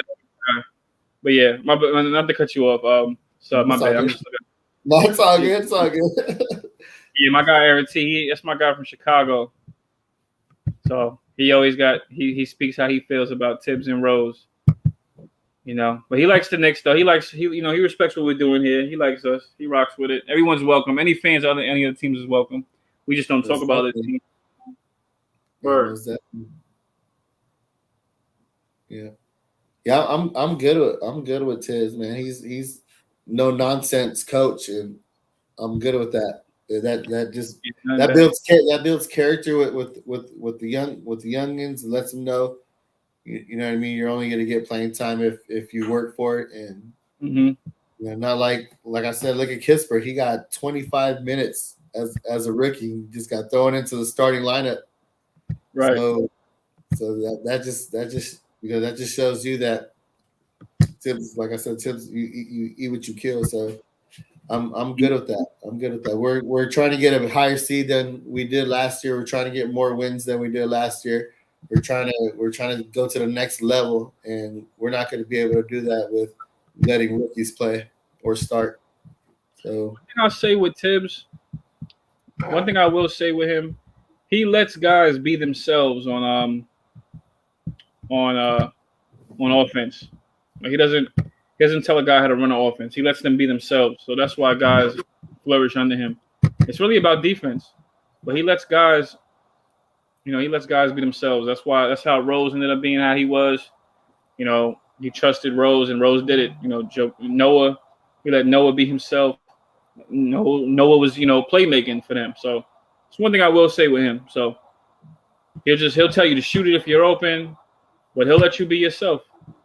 Did you see him yelling at everybody with no mask on? Keep moving, move. It's like, yeah, I saw that. I was like, oh, he ain't got no mask on. Oh yeah, he's definitely gonna get ejected out the game this season a couple times because his voice just travels through the arena. He's gonna catch a couple these this year. You know he is. He's gonna get teed up real quick. I just can't wait to see my Bulls coming right behind y'all. That's fine, Aaron T. That's fine. I don't. The Bulls actually look all right, but they kind of look like us. Their first game, they look like us. I mean, they beat the Cavs. Nothing against the Cavs, but they look like us. Their ball movement. That's what I'm saying. For a lot of teams, it's that ball movement, man. When you got guys that take sacrifice roles, then you have a good team. Zach LaVine is kind of like, he's kind of eerily similar to DeRozan as far as athleticism and getting to the rack. They're both crafty and elusive. He has a better jump shot than DeRozan. Way better jump shot. Way better. They're good at splitting picks. They're just crafty guys, yo. Crafty. Play the same position, just crafty. And you got Lonzo and Caruso, good defenders. They could work with some. Patrick Williams. They got a nice Vucevic. They got something going over there. I can't knock it. See, they have their 3-and-D guy, sub, and that's Patrick Williams. They have their wing defender. He'll do all the dirty work. Yeah, he was the one that snuck into the draft, so high in the draft that no one knew where that was coming from. Just all of a sudden, the Bulls are on the clock, and then they pick up Patrick Williams. Right. They drafted him right before us, if I'm not mistaken. So that's. I don't remember. Exactly. I don't know if the Knicks wanted him anyway, but not knocking him. I'm just saying Patrick Williams is solid. You ask me. I think he's a good pick. I don't think anyone expected him to be good for them, but yeah, that's what's up for Chicago. Like you said, sub, I just want that 3. I think everybody wants that kind of player, man, and that defender. I don't want no small defender though. You know what I mean? I don't want a guard. I don't want a big guard that can. Y'all, it's funny. Aaron T just asked the question. I don't want a big guard that can play. That you play at the 3. I want size. You know what I mean? I want. Oh, you mean RJ? You mean a big guard who goes to 3? Like 28 may be at the 3. Alec Burks maybe. I don't want that, man. I want a guy that can play that position and naturally. I don't want no big guard playing that. Tibbs is a great coach. Now I know it was Tibbs when he was in Boston with Doc Rivers that was really putting every. You think so, Carter Money? You think so? I don't know, maybe when they made was he on? Yeah, he was assistant coach when they won. I don't know. I mean, possibly though. I mean, he's an outspoken coach. Likely he did put things together, but I ain't see it as head. That's the thing. And it makes me wonder. Is actually I'm not. I was gonna say it makes me wonder. I'm just gonna say it. We're gonna see if at best he's an assistant or a head coach. That's what we're gonna see. But he's done great jobs as head coach. But his stubbornness is his demise. You know what I mean? But that's what every coach, granted. But Tibbs would be so great if he adjusted, yo. But he has though. He has though. Culley, come on. So don't it sound like Culley hating on Tibbs? Yeah, that's what I'm saying. He has opened up his playbook, his rotation, the way he just lets everybody do their own thing. I mean, man, sound like Culley hating, bro. What's he talking about? What did Tibbs give the lemon pepper freestyle a thumbs down or something? It sounds like he hating on Tibbs, bro. I'm speaking my mind about the guy. The guy, he's a great coach, but you can't be stubborn in the NBA. You can't be stubborn. Oh, is he talking about Coach of the Year, Tibbs? Yeah, hey Kelly, Tibbs has only coached 9 seasons in the NBA, right? And out of them 9 seasons, he won Coach of the Year twice. Who else is doing that? I mean, did Popovich do that? No. Is he talking about the same Tibbs that had the lowest salary cap of players and got them to the 4 seed with no All Stars. With Can't see, but isn't Tibbs from that tutelage too? From the Popovich, from the Popovich tutelage as well? No. Nah, he from Pat Riley. Pat Riley, Jeff Van Gundy. Yeah, Pat Riley, Jeff Van Gundy. Pat Riley and Popovich. Okay, they may not have won Coach of the Year, but you see these fingers? They got something sitting on these fingers that Tibbs doesn't. You know what I mean? Right. So but they didn't. But those dudes, man, those dudes had the thing with Pat Riley. Pat Riley had 2 number 1 overall picks and Kareem Abdul-Jabbar and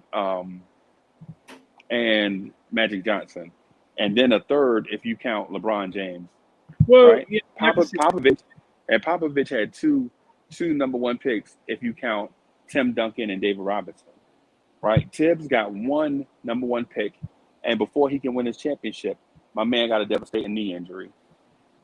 Mm-hmm. So if Derrick Rose had stayed healthy, there's no telling how many chips Thibodeau would have. You know what I'm saying? You can't just say a coach ain't won a chip and then look at his roster and here's where I have to act. Go ahead, my bad. Go ahead. It's like, it's not fair to say, did Tibbs win a chip with Reggie Bullock? Did Tibbs win a chip with Alfred Payton? That ain't fair. From the Van Gundy tree, okay. Okay. You know what I'm saying? But still, you see, this is my thing. Like, Rose, is it Rose's fault or is it Tibbs' fault? Nah, it ain't none of the. Nah, injuries happen, bro. It don't even. I mean, you done went to the bathroom in the middle of the night with the light off and kicked the corner of your bed or a dresser. Mm-hmm. You know what I'm saying? Something like that. Stuff like that happen, bro. It ain't like it's somebody's fault. Is it your fault the light was off? Is it your fault the dresser was there? Nah. Stuff happened, bro. I mean, happens. However, go ahead. Did Tibbs go to Minnesota and make a non-playoff team a playoff team his first year? He did, bro. And the same with the Knicks. For sure. Yeah. But you have to understand, I get that. He gets his credit for that, but how much does winning equate to winning? Are we talking about some seasons, or are we talking about that ring, that pinky ring thing? Bro, I give him from Minnesota, but his sometimes he has a gift and a curse. Oh, you know what I mean? He has a gift and a curse. Right. Now, but the thing is with Minnesota, we can't count them in nothing because they're a terrible franchise. Mm-hmm. You know what I'm saying? No matter who go there, the franchise is going to be terrible. I would anything involving Minnesota, I wouldn't even count it because they just terrible, bro. Right. It's you know what I'm saying? I mean, think about how many number 1 picks they had. Right. They can't even get into the playoffs, no matter who the coach is. Mm-hmm. So Davis was coach. He'd have got rid of them picks. It won't even matter. Yeah, I'm not saying that you're wrong about Tibbs. I'm just saying, man, I just think we need to cut him a break a little bit, man. Give him some, some pressure. I'm just speaking my mind. He's our coach, so we're fans. We love the Knicks.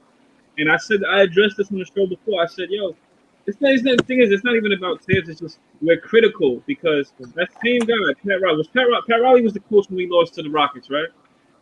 Yeah. He was the coach, right? Yeah. We're critical because we feel like we should have had that ring. We should have had that. We should have had that Pacers series. We mostly feel like we should have had that one against the Rockets. We feel like we had it. And I know that's how a lot of Knicks fans feel. That's why the franchise went and did those stupid moves because they was trying to quickly get back into contention, and the moves were stupid. They was rushed, stupid moves. Because they felt like they was one player away. They was like, we just one player away. Stupid moves, after that season, eventually the team eventually traded John Starks, who was part of that Rockets thing. I mean, John Starks might have been old at the time, but they eventually traded him for Sprewell, and Sprewell turned into, which ended up being a good move because they went to the championship again a couple of years later. They played the Spurs, you know what I mean? But then Ewing finally breaks down. It was just 99, 2000. Ewing finally breaks down, so it's like, and then of course you got. I don't want to speak too much. And you got the Steve franchise and the Steve franchise and the Marbury move and Larry Brown with coaching. He's another guy. Get me some vets. He didn't want to play Nate Robinson. Get me Steve Francis. Right. You know, you got Nate Robinson there. You drafted him. They drafted Nate Robinson. Get me Steve Francis, a veteran guard. You know what I mean? And this stuff doesn't just to come up short. Like you can develop this one guy here, you make this other move just to come up short. What I'm saying is, well, it's not against Tibbs. It's just that as a Knicks fan, I'm just tired of seeing these moves just to come up short when we should have built the right way. But that's neither here nor there. But as far as Tibbs, I'm just saying we're critical of the coach, just like we would be critical of any coach. He's a great coach. Right. I'm happy he won, but let's be real. We're Knicks fans, so winning. It's gonna get to a point where winning ain't gonna be enough. Let's say we get to the playoffs this year, the year after. Winning ain't gonna be enough if we don't win a ring. Let's be honest. You know we're well deserved for it. You said it yourself. We ain't win since '73. The Bucks just. When was the last time the Bucks won? About 73, 76? 74. 74, right? Yeah. 74. So, let's see. We feel like we're well deserved. We are supposed to have that history of recent championships. 93. Was it the 93 Rockets? 94 Rockets? Was it 96? Anyway, one of those years, 94, 95. That year was supposed to be ours. Yo. I mean, you know it. Knicks wasn't a better team than the Rockets. But you know what? See, quiet money. I disagree because the problem with the Rockets is matchups. Matchups is always the problem in playoffs, right? Hakeem Olajuwon destroyed Shaq. Patrick Ewing matched up better with Hakeem. That's the reason why they were so neck and neck. If I'm not mistaken, they swept the Magic, right? They got him right up out of here, right? Anybody? Yeah, they swept the Magic. Yeah, they swept the Magic. Right, we took them to the dead end, to tooth and nail. And the Knicks had it because we matched up so well. Hakeem couldn't do all that. He could still get his buckets, but first of all, we don't. If Freezy left, he ain't want to hear no more. It's all good. I'm going. I'm not going. You're good. I'm not going to overcut. I want you to. Yeah. I just want to say though, I'm not one to judge anybody on their past. Oh, for sure. I mean? We all did there, so I feel like Tibbs gets a lot of that thrown at him, but he's ours now, you know what I'm saying? And what has he done for us? You know what I'm saying? He took us from not being a playoff team to a playoff team. He gave us that credibility, you know what I mean? And we're finally building organically. We're building through the draft. We're getting guys in free agency. We're giving Randall the max extension in which he took a pay cut. But we got a front office. We have Tibbs as the coach. We have our developmental staff. We have all our ducks in a row. Mm-hmm. And when the time comes to strike, like Leon said, we will be aggressive and make that move. Just right now, we're just barely figuring out what these guys are all about, building that continuity and like I said, I'm good with that. But like you said though, there comes a certain point where winning is not going to be enough, and we need to get it over the hill and get that chip. And who says it's not going to be this year? It could be this year. We could fall through that Atlanta, how they went through the playoffs and were able to get those matchups that we should have went through, that we should have had. I can't see what your phone's blurry. But yeah, if the time comes, we will do that. We will get those players. If in the Captain America suit. Okay, I can't see nothing. I wish it would show. Yeah, it's all good though. But yeah, for the time being, we got depth. We got one of the most depth 15 than any other team. So I'm good with that. I give Tibbs his credit because, granted, Fizz with this team wouldn't do nothing. You know what I mean? He wouldn't be able to do nothing. Not a thing. So the Rockets were just better than we were. No, the Rockets were better, quiet money, but we had them. Let's be honest. We had the better team against the fence. We choked. And Patrick matched up with Olajuwon. Well, I think Patrick healthy could match up with any big man because he was just good on both ends, and he didn't have to score. He was a good leader, but he just matched up because he gave them hell in the paint. He gave David Robinson hell. He just gave everybody hell. And, he Yeah. Granted, they was better. Granted, yeah, but it's that one little matchup stopped all that. I'm telling you. Well, that's just my opinion. That's why I feel like we was up on them to begin with. Tibbs took us from a not have not to a have got. Used to have a little, now we got a lot. All right, so we got bars. All right. And I'm like, yeah, that's real though. Real time. Was more. No, that's a fact. The Hawks was more. They was more stacked to begin with. I'm not even mad about the Hawks series. I'm not even mad about that. Like they was the better team, and that just showed us we got to get better. Like that's why Trae Young talking all this crap. I ain't even mad. We got to be better. We have to be better. He can talk all the crap he wants till we beat them. That's how it's supposed to be. Let him talk all the crap he wants. Now this year it might be different. We match up with them now. We're gonna give him hell. You're gonna have to guard Kemba. You have to you add that rule change, you know what I'm saying? It just took away all his powers, all those jumping into players and swiping and try that in the garden. We're gonna knock you on your behind. Try that. Yeah. I think it's November 26th in Atlanta for the first game though. But either way, I can't wait. I can't wait till these games. Christmas. We got them at home. Oh man, we're gonna bake them on Christmas. You are Cuts Kicks. Yeah, that's Dripmore. Yeah, Cuts Kicks Knicks is Dripmore. Salute Dripmore if I didn't say it already. Pat was okay, but Hakeem was one of the best. No, that's a fact. But like I said, Pat kind of like neutralized the man. It's that matchup, man. That matchup.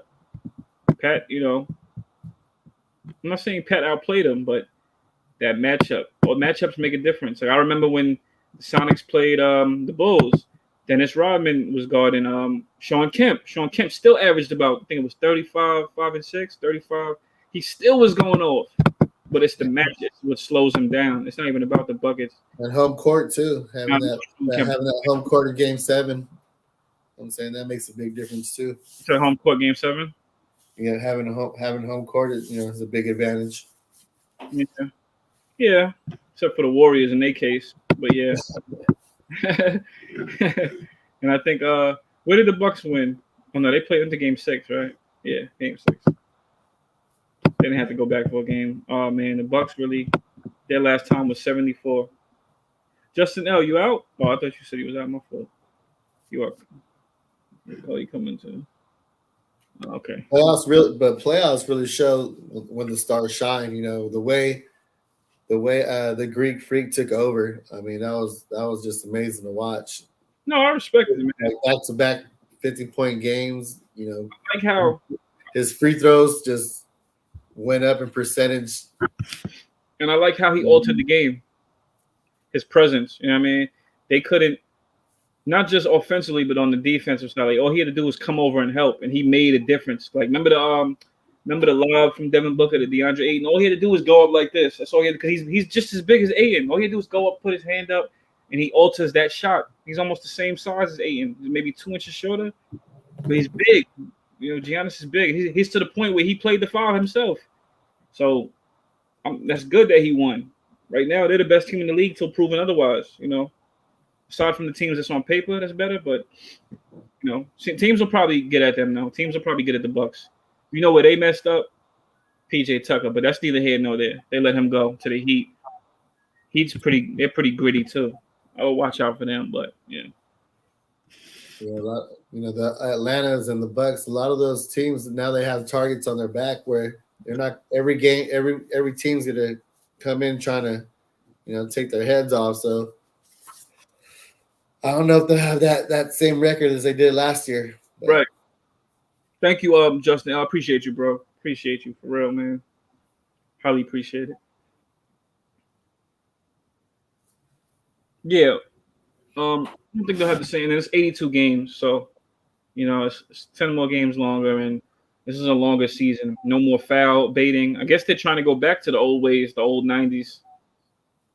Without the crafty trick fouls. Steph Curry tried it. You see Steph Curry tried it? Yeah, he tried to jump in. I don't remember who it was, but I did see the little highlight reel where he tried to jump into somebody and looked at the ref right afterwards. It was like, not today. They're not going. He gave them a Mutombo finger. No. Right. That slows up the game. That holds the game up. All these free throws and you're doing all this foul baiting. Get your buckets off, man. If the guy fouled you, now if the guy really jumped into you, then yes, that's a foul. But come on, That foul baiting stuff, that stuff got to stop, man. Yeah. Especially if you're jumping straight up, you're jumping straight up, and the guy's just jumping right into you. I mean, come on now. Giannis is bigger and stronger. Now that's a fact. Giannis is bigger. It's just the fact that it's dope that he can really. Oh shoot, my Reese's. Hopefully my Reese's didn't melt. Okay, it didn't. I forgot I had my Reese's on me. But no, it's just the fact that he can play. He came into the league as a 3, and then he played the 4, and then in the finals he played 5. It's like I find that so dope how. I find it so dope how coaches can do these schemes with matchups and just it's so effective in the series. They're not going to do that during the season, but it's effective in the series. I find that so dope, Golden State was kind of like the first to do that, but I find that super dope. Well, Lakers kind of did that with Magic Johnson back then with him at the 5. They put him at the 5, right, Sub? Who's that, Magic? Yeah, they did that with Magic Johnson. They put him at the 5 and let him. He was just shooting hooks over everybody. I don't remember. That's before my time. Before your time? That was before my time. Yeah, I'm not as good as AD as far as my history like that. But I'm looking forward to the show, though. Looking forward to Sunday's show. Yeah, AD is out there. Salute. Maybe we'll be on Saturday, man. Who knows? They're taking back control of the game. Oh, you mean like the league quiet money? Like you mean like as far as like with the fouls and stuff, like they're letting the game just play out, like let it be all run, right? Instead of just free throws, stopping up the game. I'm so late to the party. I don't know the subject, but I love all 90s Knicks, no layups. No, you're good, Justin. Oh, you're good, man. You're good. You ain't late, man. I was just players adjust. Curry did that move and it was a no call. And from that point on, no player even tried it again the entire game. Yeah, players adjust. Players ain't stupid. They're not stupid. The best skilled players are going to make adjustments. Like I said, remember, Sub, we said it earlier, guys know what type of guys they have guarding them. Like if they have a bigger guy on them, blow by him or create some space. You got craftiness to create space. Yeah, blow by him, kick out, blow by him and score. That's it. Just take control of the mismatch you have, man. Every defender is different. Every last one of them is different. It's just certain things that bother you. That's why they're always setting screens and getting those mismatches on on bigs, on smalls, and then they're on an island, on skates. So that's what it's about, getting those mismatches and taking advantage of that. So yeah, the NBA players are just too good at that. Right. Exactly. What the heck is this? Okay. Players at Giannis a freak. Yeah.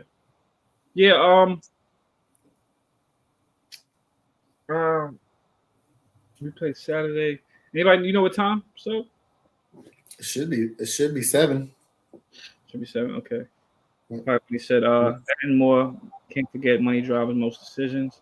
Yeah, because they need the money. They need that for the league. I'm sure they got people complaining. Oh, these fouls.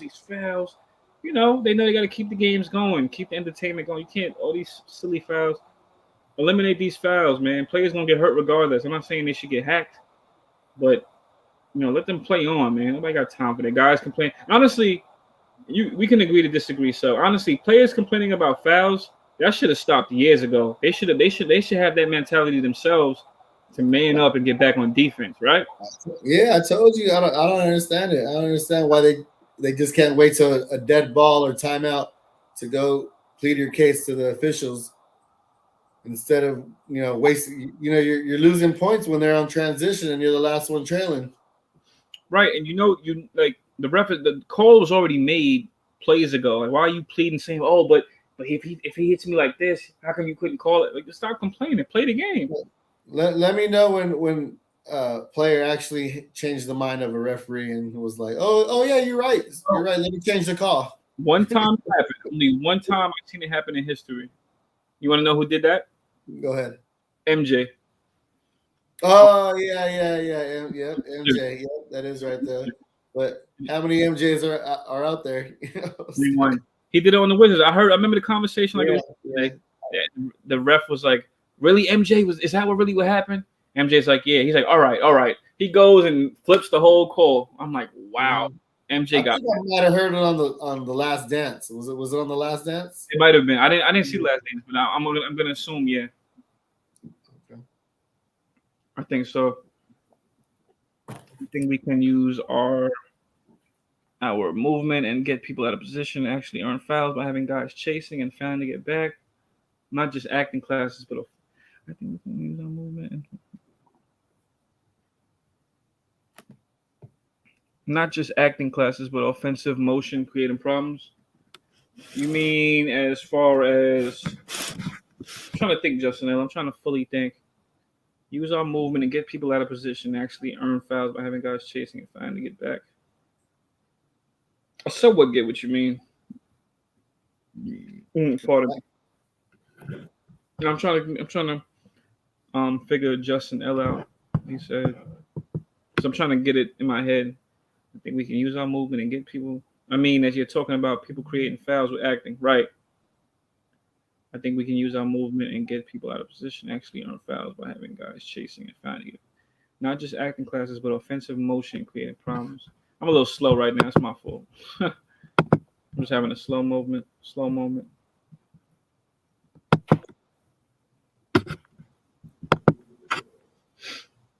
Freezy.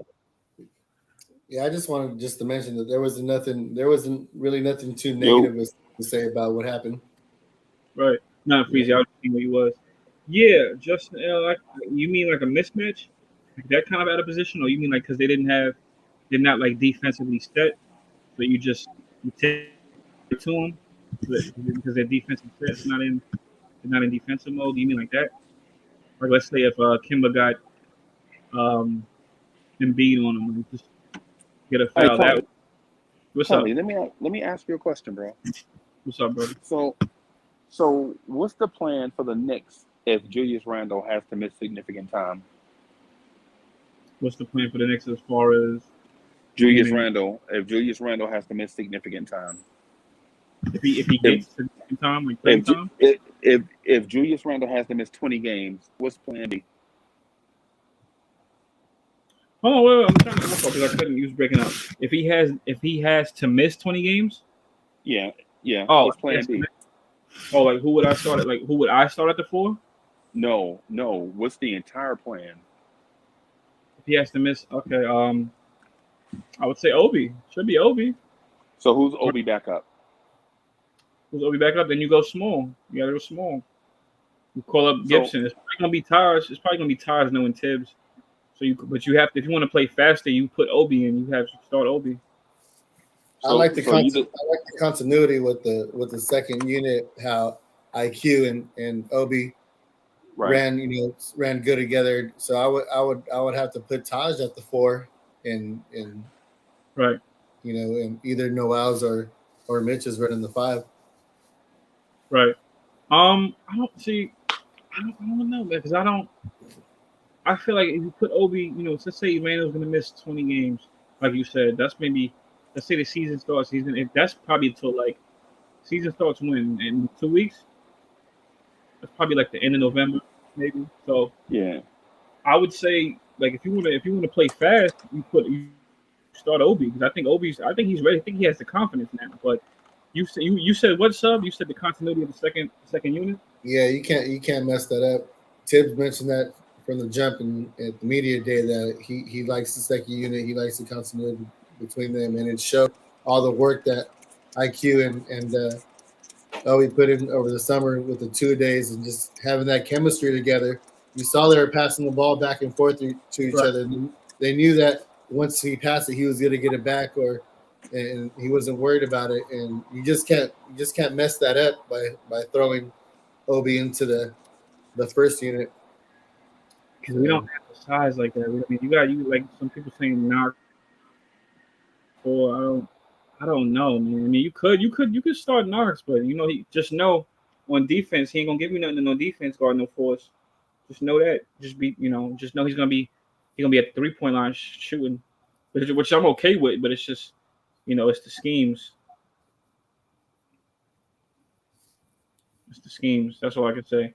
And Mayor Sims seems to be a third stringer, so that's like picking the minor Tibbs. That's pretty much what it is. No, Tibbs is gonna run with the players he's been comfortable with, and you saw by the minutes everybody played. pretty much, everybody ran 21 plus, except Obi.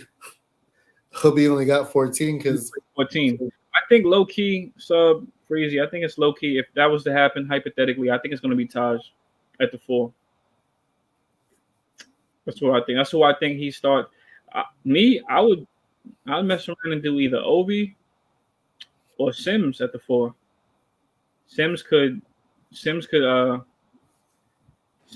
Man, I'm not starting to mirror Sims over Obi Toppin, bro. That's ridiculous. Well, I'm not gonna miss him.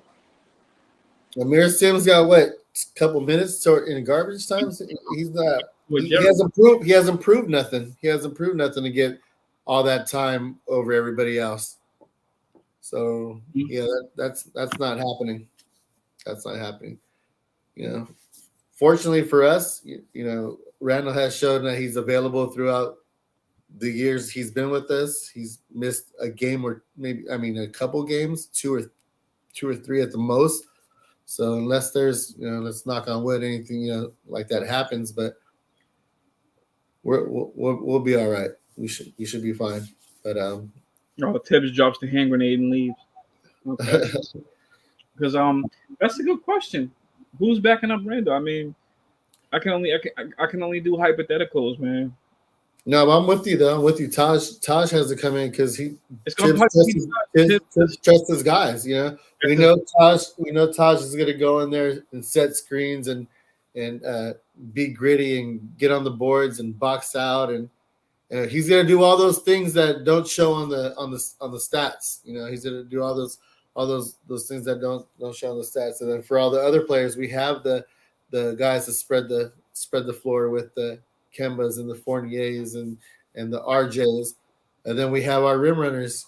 We have the guys who actually catch the oops from Kemba and yam it on somebody, not named Taj, but so yeah, we'll be all right at that point. Will we struggle without him and lose a couple games? Yeah, but we'll still be competitive enough to be in the games, no matter who we're going up against. But of course, we'll miss Randall. He's our leading scorer. He's leading the team in minutes.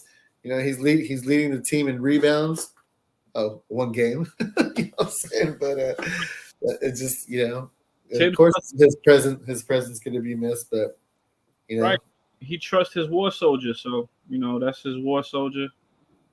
Yeah, so it's probably gonna be Taj. I mean, he didn't bring him. He didn't bring him from the Bulls to the Minnesota Timberwolves to the Knicks for nothing and give him the bag for 3 years, $10 million. So of course he's going to be the next man up. The man He just started at the 5 the other day in a preseason game. So you already know that's who's next up. And he played for most of the year anyways with Chicago. Noah was a center with Chicago. And then he was the 4. And then when he went to the Timberwolves, he played with the 4, and Cat was the 5. So yeah. So I mean, he can play the 4. He played the 4 the majority of his career. So it wouldn't be no thing for him to just slide right in. So we got to answer 2 questions here. So we're too deep to worry about. Salute, man, child. By the way, Sherwin said, "I've been listening for almost 1 hour. Who's going to play defense in the Knicks second unit?" I'm gonna get to that in a second. My opinion. Would you start Taj and keep Obi in the second team to keep that second unit together or future media? Pretty much, if you think looking at it from Tibbs' lens, that's probably what he would do is keep like you mentioned that sub. That was a good point. You want to keep the second unit together because that second unit is key. You may have a slow start, but the second unit may get you back in the game. So maybe you do keep Obi in the second unit and not start. We ran a faster pace with the second unit, and we got a lot of deflections and we got a lot of steals, Right. And Obi was out in transition, and he didn't get no boards at all. Obi was not on the boards at all. He wasn't trying to clean up the glass. He was letting everybody clean the glass for him. He was out trying to get that oop, trying to get in transition. So and me personally, I would start Obi at the 4. I'm not saying he's fully ready, but his confidence looks better. So I would do it because of speed, playing faster. Obi seems, like you said, he's a face-up guy. Um, he's faster, so I think he's ready. I think he's ready to try and get some buckets. He's gonna be in there with Kimba. Come on, if he's not gonna be in there, Kimba, why not him be in there with? I mean, if he's not gonna be in there with Rose, why not? Why can't he could flourish in there with Kimba too, and he flourishes with IQ. You can get him to flourish with all 3 guards. You can just mix lineups up. But that's what I would personally. I would do it. I would personally keep it the same. You keep it like I said, Tibbs said it. They started working out together. Just think about you and your boy, you and your best friend. You guys are just chilling all day together, just talking about like anything all day. They just have that relationship, and why mess that up and throw him in the first unit when he's already comfortable, when he just now got comfortable on where to be and what to do, and you're gonna throw him in with a whole new group of guys and be like, I want you to do the same thing you were doing with the second unit, but I want you to do it with this new set of guys. But that's the thing. So he's gonna be all timid. He's gonna go back into the shell. He's like, oh, okay. See, that's the thing, though. He's supposed to be an instant contributor, though. And he's supposed to be like mature. He's 24, 25 years old. He's supposed to be that type of guy that should be ready to contribute. So I figured that'd be the case. He's an NBA safe pick. I thought he would be, just to step in that position for some games. Like, hold on. Hold on, my fault. I just thought he'd be ready to step into that role for some games. That's just me, though. So my fault. You don't play D with Tibbs, you lose minutes, of course. And he's not the best defender. Second year with Tibbs, defense will be key. Rose and the whole unit plays D with Tibbs.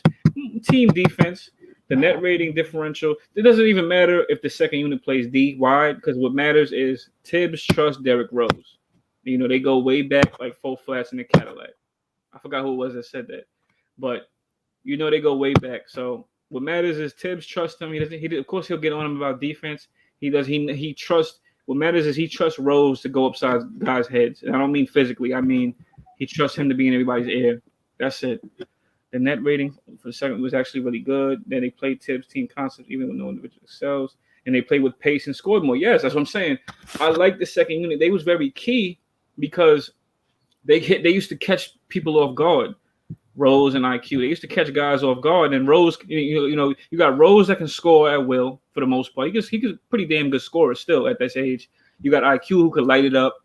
You got Obi who's playing better. And Burks was quiet too, though. If you notice, Burks had 18 minutes and 8 points, but it was a quiet, 8 points. He was just kind of just going with the flow in the motion. There was a time where Obi had took the ball and both IQ and Burks were ready to inbound the pass, and he just bypassed Burks and passed it to IQ, and then IQ brought the ball back up, and then Obi set the screen, and Burks and IQ passed it right back to Obi, and it was just a back and forth 2-man game where Burks was nowhere to be found and wasn't involved. And that's what I'm saying, though, is like they have that chemistry together that you just can't mess with. You have to leave that. You have to leave that alone. So we know Burks could be a microwave cooker at any time, and he get his points. But he was you could just tell that they were just trying to let them play. And then if Burks needed to step in and score, he can and would. But right now we need that chemistry with those younger guys to be able to pass the ball and right. Get their points. I agree with Quiet Money. Not to cut you off, so I was just reading. I agree with Quiet Money, 115 to 20. I think that'll be the game because we have better scoring. So I think from 110 to 120 easy, but I'm gonna say 115 to 120. I agree. It's gonna be high scoring numbers. I think we can every game. I don't know about every game, but I think most. I think that's gonna be. I think we're gonna get up there. I think buckets is gonna be a thing. I think we're gonna get out and run. Isn't that what Tim said? He wants to get out and run, and he wants anything.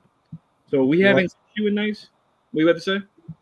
No, I'm disagreeing with you. Yeah, he wants them to run. He wants the ball. Everything he said. He wants the ball movement. He wants a faster pace. Everything that he said happened. You know what I mean, it wasn't like the car salesman coach that we had a couple years ago, where he talked the talk but couldn't walk the walk. You know what I mean, so it's nice to know that these things are coming into play, and where he's doing what he says and making it happen. So I'm good with that. That's why I'm all for Tibbs and the way he's running his unit and the way he's running the team and yeah. So we are going to have more points. I said that earlier. We're going to have average more points than we did last year. Definitely in the hundreds. There was times where we were barely in the 90s last year, and we had the slowest pace. So it's nice to know that we're not going to have that. We'll be at least in the middle as far as pace. And it's not just it's not just fast breaks. It's it's passing the ball. It's moving around. It's setting screens. Like I said earlier, Tip said it himself. He had the mask off. He's telling people move. You know, you can hear him through the TV. You can hear him. Mm-hmm. So he's just barking. So he's letting people know I'll jump what he wants. And I just wanted to answer Sherwin's question. He said, "Who's playing defense in the second unit?" I mean, we don't have the best defenders in the second unit, but I mean, if Dwayne Bacon's still on the team, you never know. He might be part of that. Tibbs may like him. That's one guy. Noel Sims was our centers our rim protectors are those are the guys. Those are guys who's going to be the last line of defense. Those are the ones who are gonna stop players from getting in the paint, from trying to get a cut. So go ahead. We as far as perimeter defense, we're gonna guard the perimeter as a unit with all our guards. So our point, our small, and our shooting guard and our small forward. We'll be switching. We'll know when to switch and when to go over screens and under screens. And that's another thing. You got to know your personnel. You got to know when to go under the screen. You got to know if the guy's a shooter, or if he's penetrating to the hoop. You have to know when to do that. When to call the switch. When to, you don't see a lot of that anymore, where they're calling the screens and the guy just spins off the screen and just goes under the under the screen, and he's back with the guy with the other guy. Just I want to see more communication like that. I see that. One thing I will say, because we don't have the best defenders in the starting lineup. I mean, Mitch, we're counting on RJ, but we're gonna it's gonna be a long season. But we got his back. Us Knicks fans, we got RJ's back. They have to play team defense. They have to yell at each other. I don't care if they get mad at each other. They have to. That's the only way they're gonna be in games. They have to. That's what leadership is. You're gonna have to yell. Doesn't matter. Yeah, I want them to get mad at each other. There was a little bit too much smiling and laughing going on. Later for all that. But it was all good and having fun. You want the game to be fun, or else you're not going to enjoy it. But at the same time, though, when it's time to lock down and put the shackles on offensive players, you need to have that communication on the court where you're switching it or you're calling out screens and you're fighting over screens and you're boxing out. Not just that, just boxing out and getting yourself in position to grab those boards. And we did that as a unit. Like I said, like Randall had 9 boards, Fournier had 4 boards, RJ had 3 boards, Kemba had 3 boards, Taj had 6, IQ had 6, Obi had 5, Sims had 6, and Rose had 4. Everybody was on the boards. There was it wasn't just one guy. So it's nice to know that we're gelling together. It's just the first game. We'll see who's gonna, because we're gonna have those leaders. We're gonna have someone who's just gonna score more points every night, and someone who's just gonna have be the assist leader, and someone who's gonna grab the boards. And we're not even at full strength yet. So once we get Mitch back and we get Noel's back, we're gonna be way better because we're missing the defensive anchors right now. So when we get those guys back, we can hold other teams, to the lower hundreds or upper 90s. Right, exactly. That's what I'm saying. When we get those guys back, that's what matters. We got especially if we're getting it from the bigs. And Sherwin M said transition with these guys is key facts. Sherwin M said Tibbs' offense is a modified motion triangle. We should have ball movement. We didn't have the movement. Yeah, and now we have that. You've seen the preseason game, Sherwin. You've seen that ball movement, man. That's just my opinion. Bacon getting cut. We had a feeling we bringing in. I hope not. I think we're all right at the big man. I feel like we got Taj, Obi, Randall, Noel, Sims. You can call up and Mitch. That's 6 guys. I mean, I feel like we need that wing, man. Bacon might get cut, but we need that wing. We need that 3. I don't know. I don't even know what we need at this point.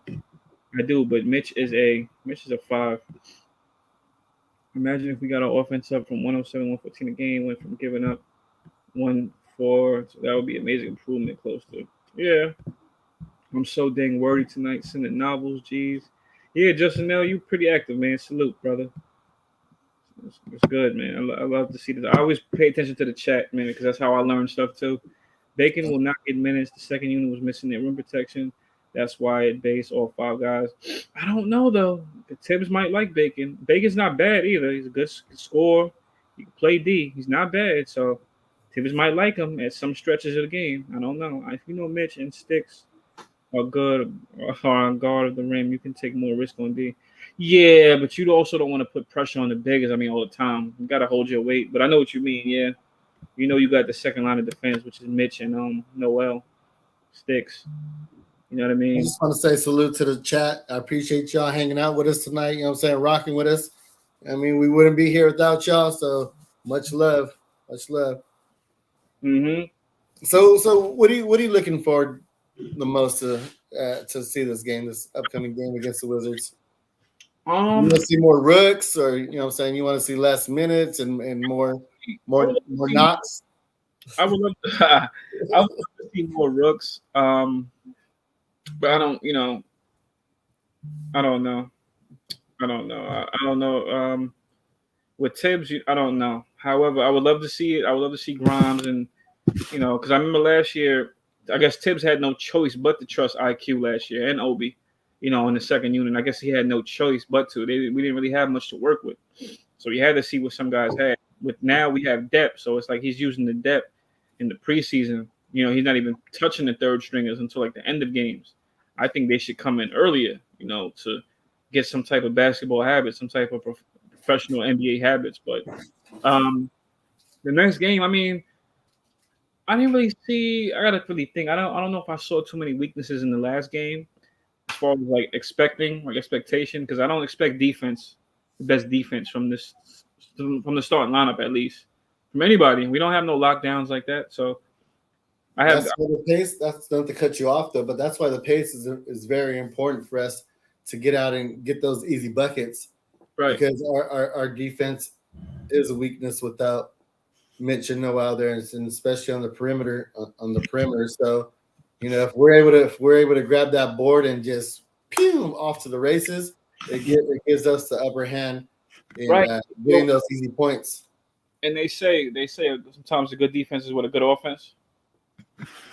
Mm-hmm. That's why I always say, as long as you have guys, it sounds stupid, but for example, we have Kimba, right? He's a liability on defense. He plays defense, but he's a liability. He's small. He's small. He's going up against elite NBA guards. You know what I'm saying? But at least we know if his man was to give him 20, at least we know Kimba can give Kimba can give any guy he can give any other point guard 20 as well. So it's kind of like he matches his matchup. You know what I mean? Yeah. You're not getting lockdown defense from Kimba. I'm not saying it's okay, but at least that he's matching. He's matching. That's what I was trying to point out to you earlier. Is our matchups this weekend, Saturday night against the Wizards. Him versus Dinwiddie. They had the exact same minutes, the 21 minutes. Dinwiddie had 14, Kemba had 12, but Kemba had 3 boards, 4 assists, where Dinwiddie had 2 boards, 6 assists, or 5 assists. So, I mean, they pretty much evenly matched up as far as point guard play. And the same thing is to go with Bradley Beal. Bradley Beal had 21 minutes and Fournier had 27, but Bill is their leading scorer. Bill is the guy, the missing piece that a lot of teams wanted during free agency and during the off season. What can we give up to get Bradley Bill? And for him to go out there and be a leading scorer, he only scored 18. Randall scored 20. So I mean, our matchups as far as that, I feel like it's good matchups this weekend, and I think we're going to end up winning those games. And they were, like I said, they were at AC last year. You mentioned that last year, and I think they're going to be one of the teams that fall back, and one of those younger teams, one of those hungrier teams, one of those the Charlotte Hornets, the maybe the Bulls. But the Bulls really don't have depth. Some of those little sneaky teams. Uncle Freezy brought up the other day too. A sleeping giant that was Toronto.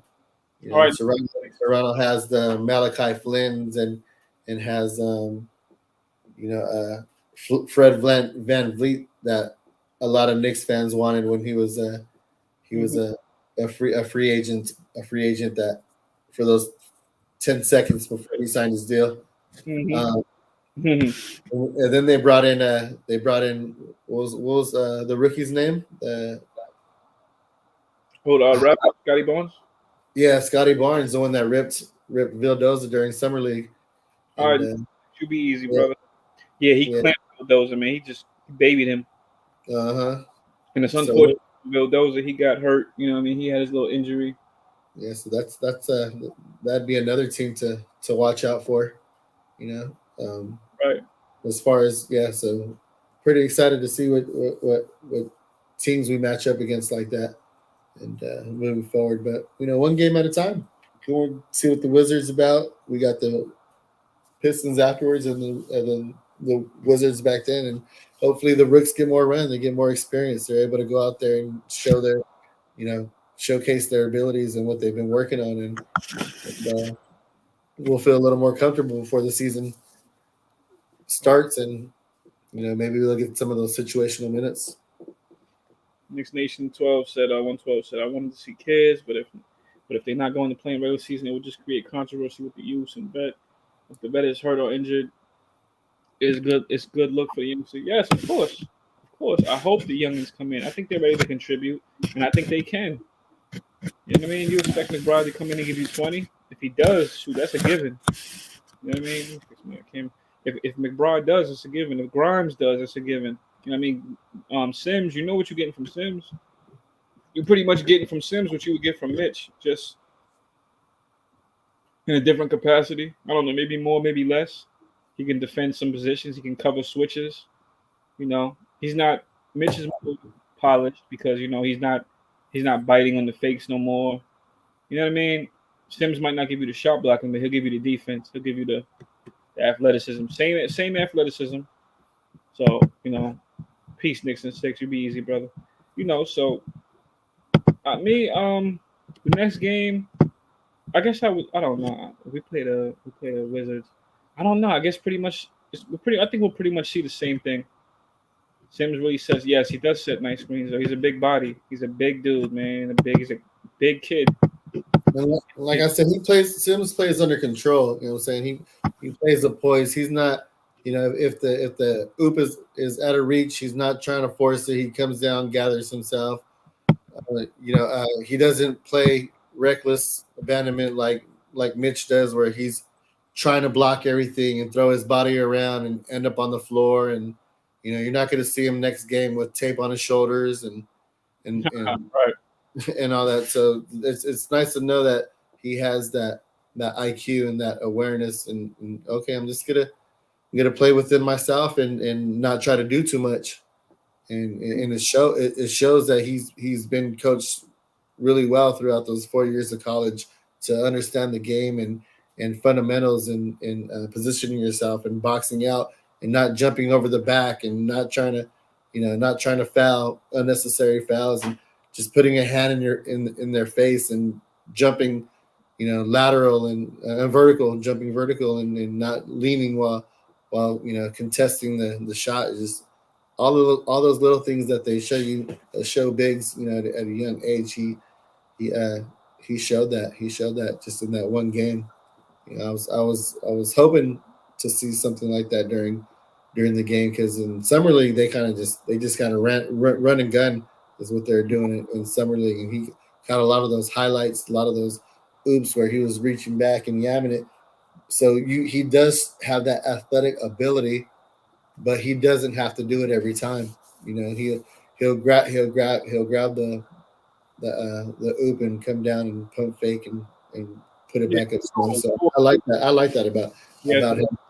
What's name has good poise too, though. I will say, McBride, and you know who I want to give an honorable mention to Roku, man. Rokas Jokovitis. I like his game, man. I've seen him overseas. I think he had 20 points overseas, 22. He had a good game overseas, man. And I didn't see it. On YouTube, he's a nice.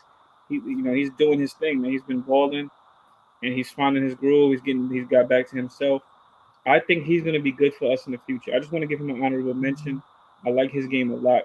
Me personally, I always like Goran Dragic. That's his calling card. You know what I mean? That's his calling card, and I think he's doing. See, Justin L said he's doing great overseas, draft and stash. I hope we bring him up like within like the next, I guess maybe 2-3 years, 3 or 4 years. I hope we bring him back up.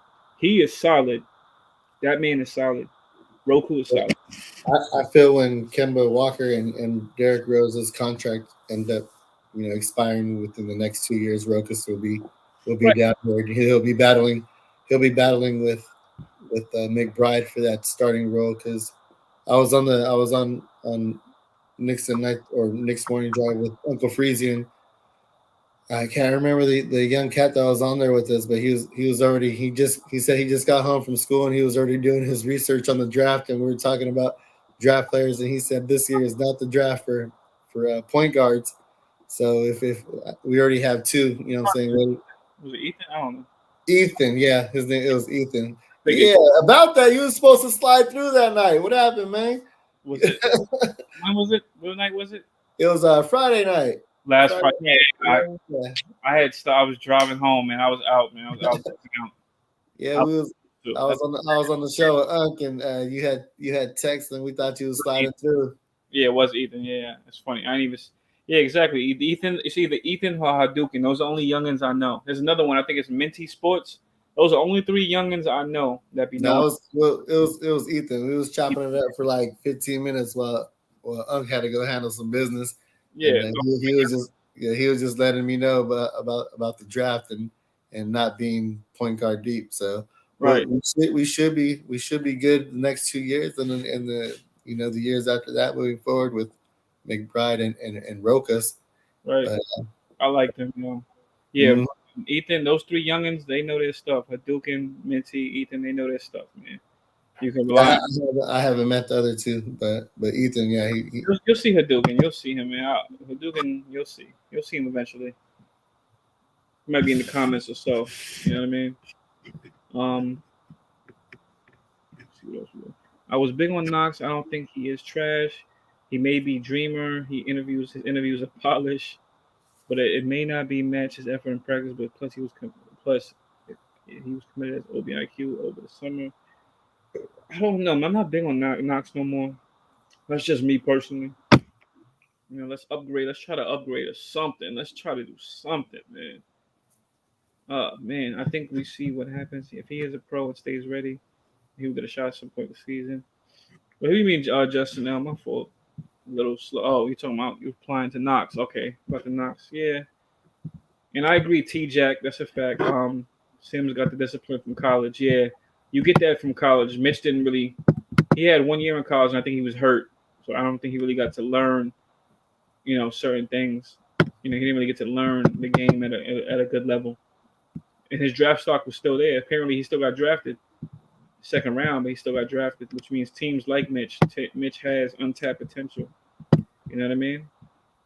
Now, was there any interviews after the game or any post-game conversations or anything today that somebody said, one of the players or coaches, that just caught your attention or was like, oh yeah, okay, I'm rocking with that, because I haven't caught anything ever since the game. I haven't been looking at any videos or anything like that, or interviews that anybody's mentioned. So is there anything that they said that you're looking forward for this game or in the future period, or just something that they said that. Yeah, I didn't catch anything either. I got a double look. I don't think I caught anything really that was said. You know, just more so the game and how they played together. That's the only thing I can.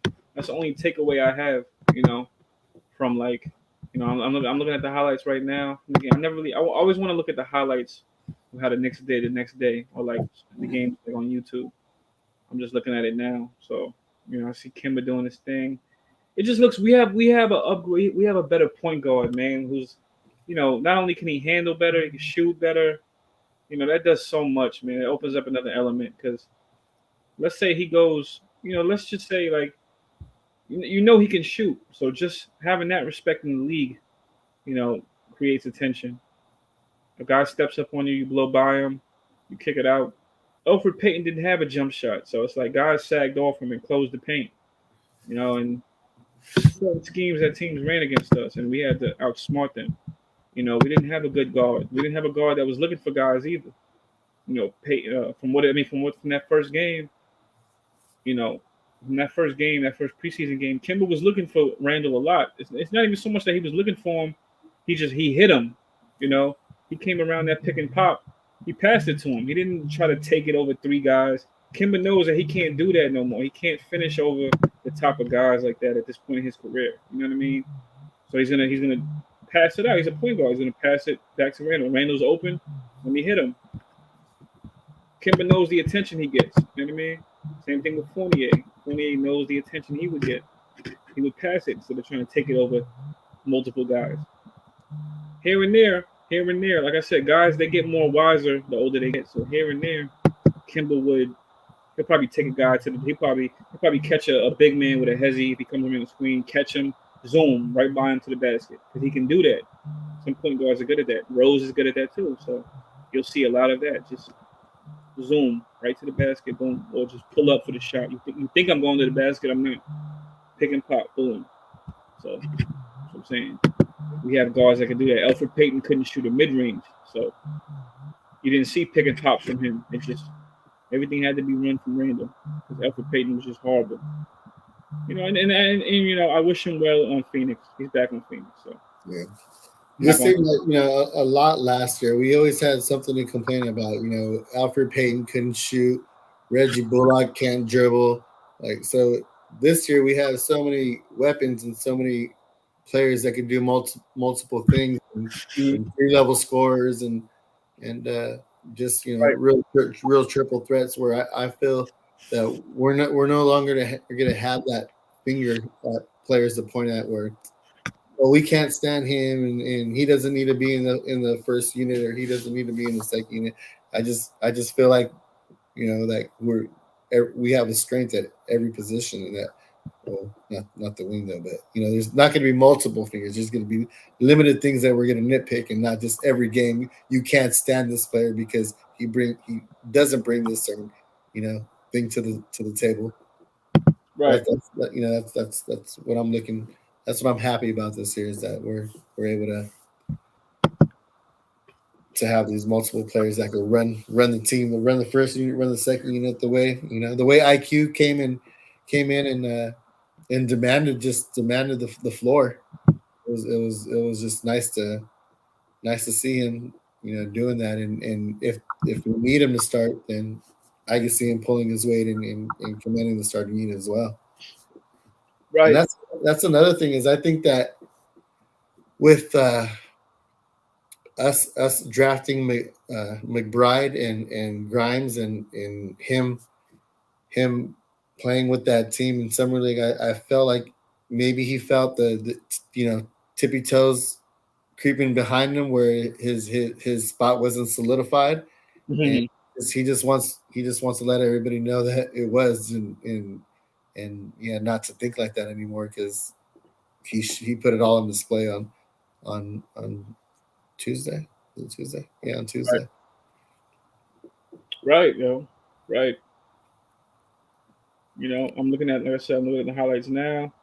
I see a bunch of guys that weren't solidified, ready to step up. You know, I see a bunch of guys ready to step up. RJ had a quiet 17, correct? feel like I said, I feel like he's going to be a quiet scorer. I don't know. That's just one game. I feel like he's going to be a quiet scorer. He might be a silent assassin. RJ. He might be a guy that you think he's not going to score, and he's going to score on you because you're not expecting it from him. You're expecting it from Fournier and Kimber and Randall, and then here comes RJ, take you right up the dribble. And just like that, he has 15, 20. And he wasn't forcing anything either, though. That's what I'm saying. Nobody was forcing shots. Everything was just, the game was just coming to them, and if they were open, they were taking it. If the screen was set, they were taking them off the bounce, and just everybody was willing to pass the ball to the open guy and keep the play in motion. I haven't seen that in years, and it's just nice to know that we have, high IQ players, competent point guards, right? Just everybody just willing to play for the team, and no more selfishness, no more. We don't have to worry about any of those shenanigans with bad apples on the bunch, bad apples on the team, where they're causing problems off the court, on the court, on the bench. Just we have high character, high IQ guys this year, and it's nice to know that we have that camaraderie, and that we'll be winning as a team, and we'll be losing as a team, and there won't be any egos in the way either. You saw how when Kemba came to the team, he was like, yeah, I'm a leader, but I'm not I'm not this team's leader, and the same with Rose. He was like, all right, Kemba's a starter. Like everybody's just willing to take that back seat or. You know what? And I guess Kemba. Oh shoot! I'm looking at a play where Kemba got burned on one play. It's funny. No, you know what it is with Kemba? It's I'm guessing he learned that with Boston. I'm not a leader. I'm sure he wanted to be, but he wasn't healthy. You know what I mean? I'm sure he wanted to be with them, but he was in and out the lineup for them all season. So, what was I gonna say? But I mean, they have Tatum though. You know what I'm saying? Tatum's an all-star every year. Are you truly the leader and not an all-star? You know what I'm saying? Julius was our all-star last year. So right. you can't join a team not being an all-star and then expect to be the leader. Right. Like and then you got Jaylen Brown. I think he's a good. I like Jaylen Brown a lot. And you got Marcus Smart. You got certain guys that could, team captain. Marcus Smart's probably the team captain. Who knows? You know what I mean? He's probably the guy that'll get in their face if he feels like they're not playing, hard. You know what I'm saying? So who's that guy on our team? I've seen Taj do it a lot during the playoffs. I've seen Taj get in players' faces, teammates' faces, hit him in the back of the head and let him know what a great job you did. You know what I mean? And right. So when Taj isn't on the court, and we really don't want Taj on the court, but he does bring that leadership and spark plug. He does do those things that I don't know who else is able to step up to the plate. Is Kemba that guy? Randall doesn't seem to be very vocal, to be a vocal leader. Who's going to be our vocal leader this year? Doesn't seem like they're good to be a vocal leader. Randall doesn't seem to be that vocal leader. So who's going to step up? Rose doesn't seem to be that. I think Rose, ask me. I think Rose is very essential, man. Sometimes it ain't the guy that starts. Like for example, Marcus Smart don't start, does he? He might this year. He might this year, but I don't think he started. I think he did start for them when Kimber was out. I think, and then they got Fournier. I forgot how they ran the lineup, but Marcus Smart's a good leader. It's just it's little things, like little things where you have guys that provide leadership. Taj doesn't start, but he's probably a good leader, good locker room. You know what I mean? He can start. Same thing with Marcus Smart. Same thing with Rose. Rose can start for us if we miss Kimber. He can start right now. You know what I mean? And be a good leader. And IQ could back him up. That's the whole point. I guess that's what Tibbs is trying to groom IQ to do. He's trying to groom IQ to eventually start, or eventually be ready. you know, Tibbs Yeah, may want. he gives him so much praise. Like his IQ, during a lot of the interviews, he mentioned IQ a lot, and we noticed from last year, IQ as a rookie got the green light, was able to just take any shot he wanted, and now this year, you saw in summer league that Tibbs was talking to him after the game and letting him know, what good things he did, what things he needed to work on. And during the interviews, he was saying how much of a gym rat that IQ is. But he always has nothing but praise about IQ. So he could be molding him to be the next point guard of the future. If he gets that defense down, man, it's over, because he's already shown he added multiple things to his bag, and he's able to shoot, pass, and rebound. So if he can get and he has those long arms too. Did you see where I told you he had that block and then went down to the other side, dribbled a little bit, and hit the midi. So he's opening up his game and tightening up his handle. So yeah, I saw the play where he shot the midi. I saw that one. Yeah. Like they said that I was going to play with Derrick Rose and Fournier. That looked solid. Fournier with a good cut on the baseline. That was a good one. I think that's what people was talking about. He's a good cutter. But Fournier is a very smart player. You know what it is? I don't mean to go off topic. My bad. So no, I'm sorry. It's all good. I was just looking at the highlights. Fournier is a very smart player, so that's why he's another one. Everybody is, though. That's what I'm saying. Everybody's high IQ, unselfish, high IQ. You know what I'm saying? And it showed. It showed. There was a few times where Randall was like, "All right, I'm gonna just get my own shot," and went to the elbow and hit that jumper. But as a star, you gotta let the team know, all right, it's my time to shine, and I gotta get mine. Mm-hmm. So I ain't mad at that, because it was very seldom where he did that. But at the same time, you have to let people know who the alpha is on the team. Mm-hmm. But yeah, I do like that addition. I do like the addition of Fournier and Kemba. I like having the every team you need to have your vets around, and I feel like we have a balance. We have our youngins plus we have vets. The youngins, IQ, RJ, Obi. Who else? Am I missing something? Oh, Mitch. You know what I mean? And of course, you got the third stringers.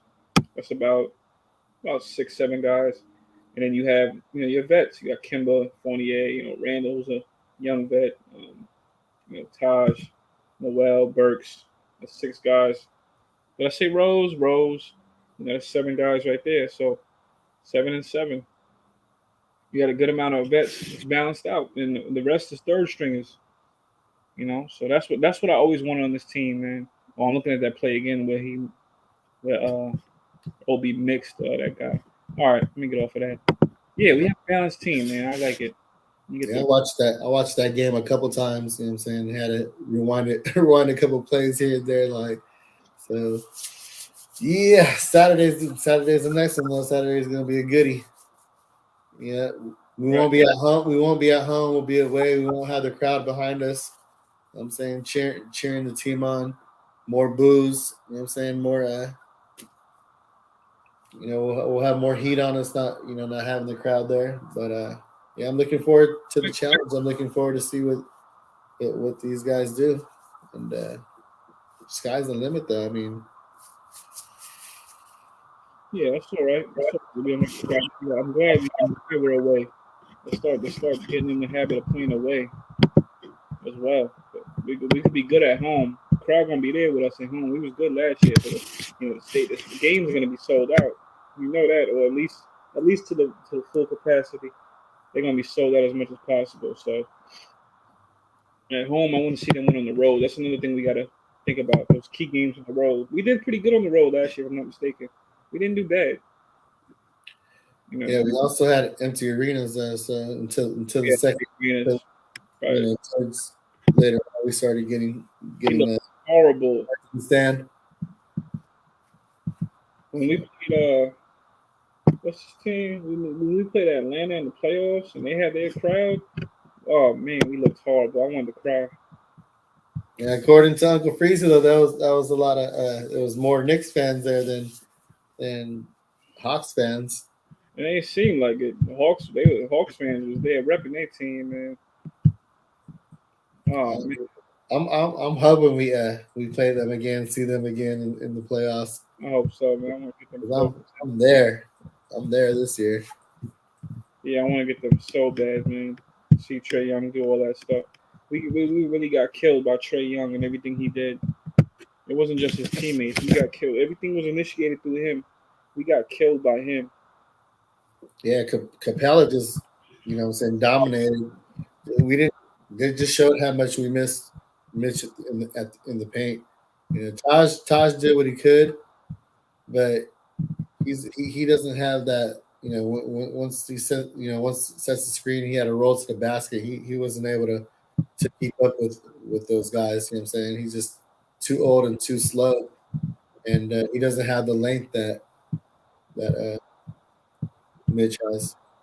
Pause, but yeah. So it's good, and athletic ability that Mitch has. So to put that next to Capella, it's gonna be a different story. It's gonna be a different story. Not and plus the additions of Kemba and Fournier. We're gonna give them a run for the money. I can't wait to see them again. I'll tell you, it's all right though. It's all right. We're ready for them.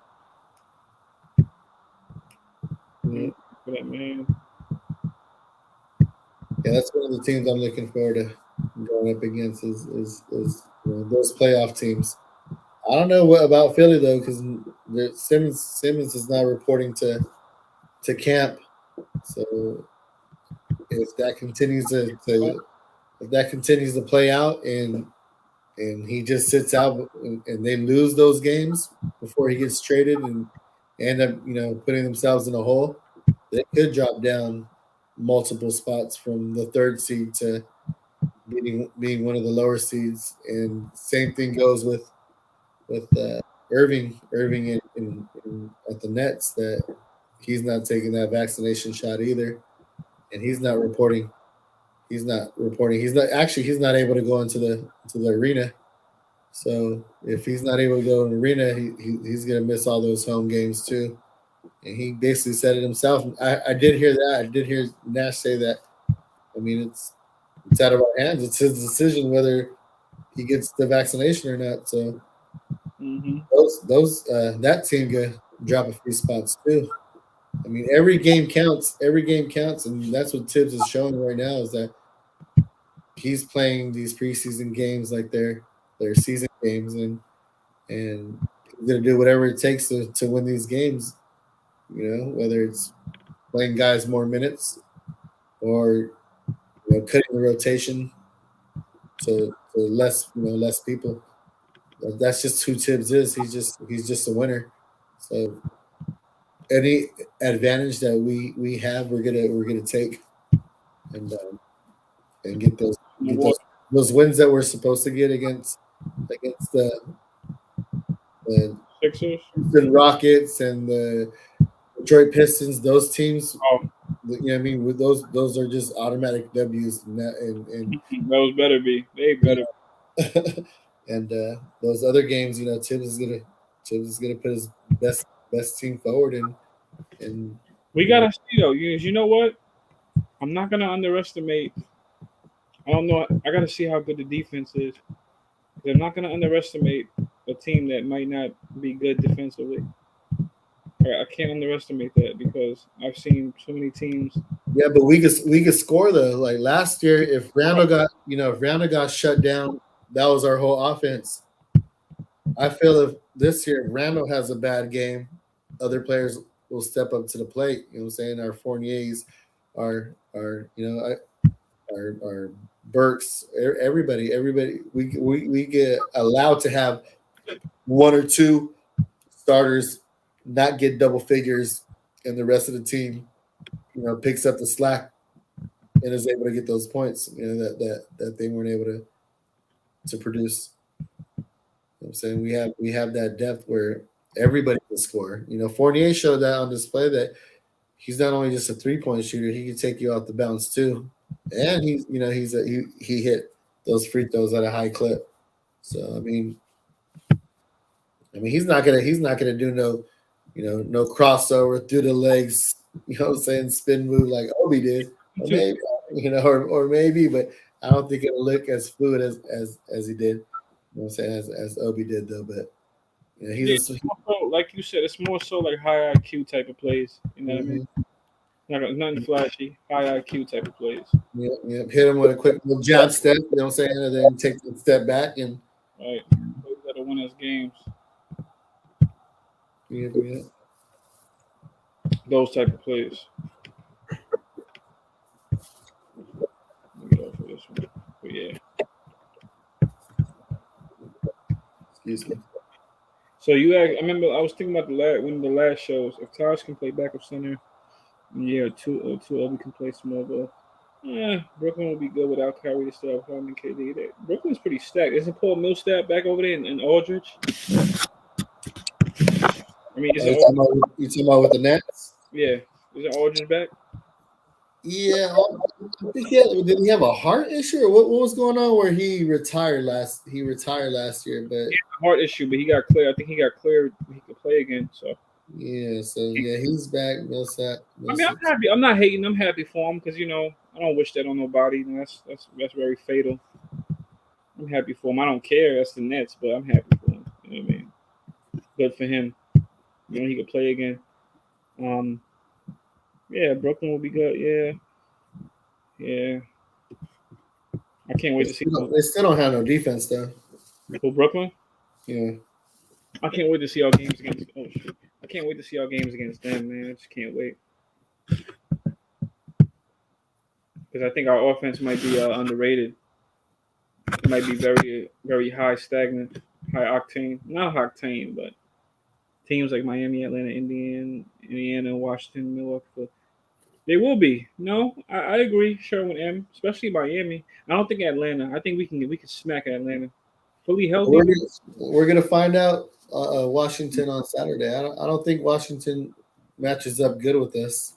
I mean they have a lot of young players. I mean not young players. Have a lot young players and new players that they're trying to build that chemistry with, and they just lost Westbrook. That was a automatic triple double.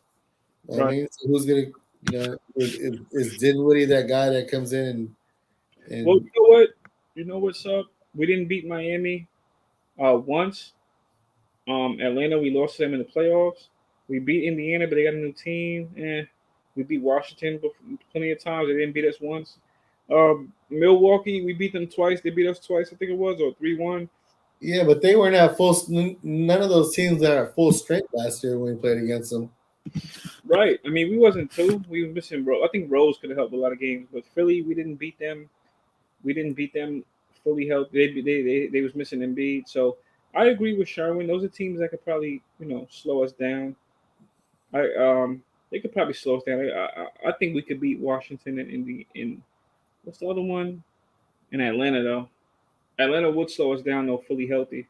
But I think we can still beat him. Westbrook is a good loss. He is because he's the fire to that team. The way our pace was yesterday, I don't think Miami matches up with us. They were slower. They were a slower veteran team that runs their runs a half court offense. You know what it is with the NBA going in the way it's going with the foul baiting away, and they're pretty physical with Markieff Morris, and they got some PJ Tucker. They might be all right, man. I think so because I can see them losing their players like throughout the season, but then getting them back in the playoffs and then making them. But where's their depth at though? After those, they have. They still got they lost Dragic. They still got Tyler Herro. They still got Duncan Robinson. Bam. Mm-hmm. I don't know if they still got the Precious Achiuwa dude, but they got Markieff, PJ, Jimmy. I think Victor Oladipo. Kyle Lowry. Yeah, I said Lowry. Oh, okay. I didn't hear that. My fault. You good. Lowry, and they still got Oladipo. Never got rid of him. They got some depth, man. They got some size. I don't know who's the backup big. Or the backup 4. I forgot. I gotta look it up. Probably Markeith. PJ Tucker's probably starting at the 4 with Jimmy. I don't know who's at the 2. I know Kyle Lowry's at the 1. Who's at the 2? Is it Hero? Probably Hero. Or Oladipo. That's a pretty good starting 5. Pretty damn good starting 5. Oh, shoot. Solid. Huh? I said their starting 5 is solid though, but I just don't see the depth of the bench.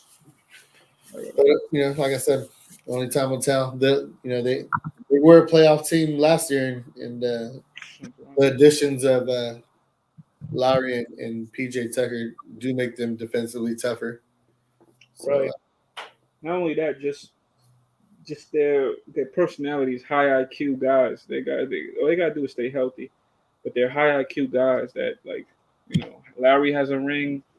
Jimmy Butler been to the finals. He doesn't have a ring. Bam been to the finals, doesn't have a ring. But PJ just got one. They got some winners on their team. They got guys that know how to get there. You know what I mean? So that's not nothing to sleep on. I wouldn't sleep on them. But I respect their team. Miami has a better bench. They might. They just might. They're pretty tough. That's one team I can see us going tooth and nail to beat. Tooth and nail. I think it might be 2-2. The series 2-2 with the Heat. I think 2-2. I think we'll get them this season. Yeah, we had a tough time matching up with them last year. So, but this year we got more weapons. So we'll see. We'll see. Right. Yeah, more weapons. I think this year will be different. We got upgrades, but so do they. So I'm not gonna sleep on our upgrades. I'm gonna give all upgrades the big benefit of the doubt. Miami's bench is net. If Oladipo play, I can't lie though. Yeah, that's pretty much a key. If Oladipo shows out, it's problems. Never plays like he is right now. Key. Oh, dead man. What up, Freeze? Yo. First 10 games. I gotta look at the schedule. Akuma. I gotta look at the schedule for the Knicks.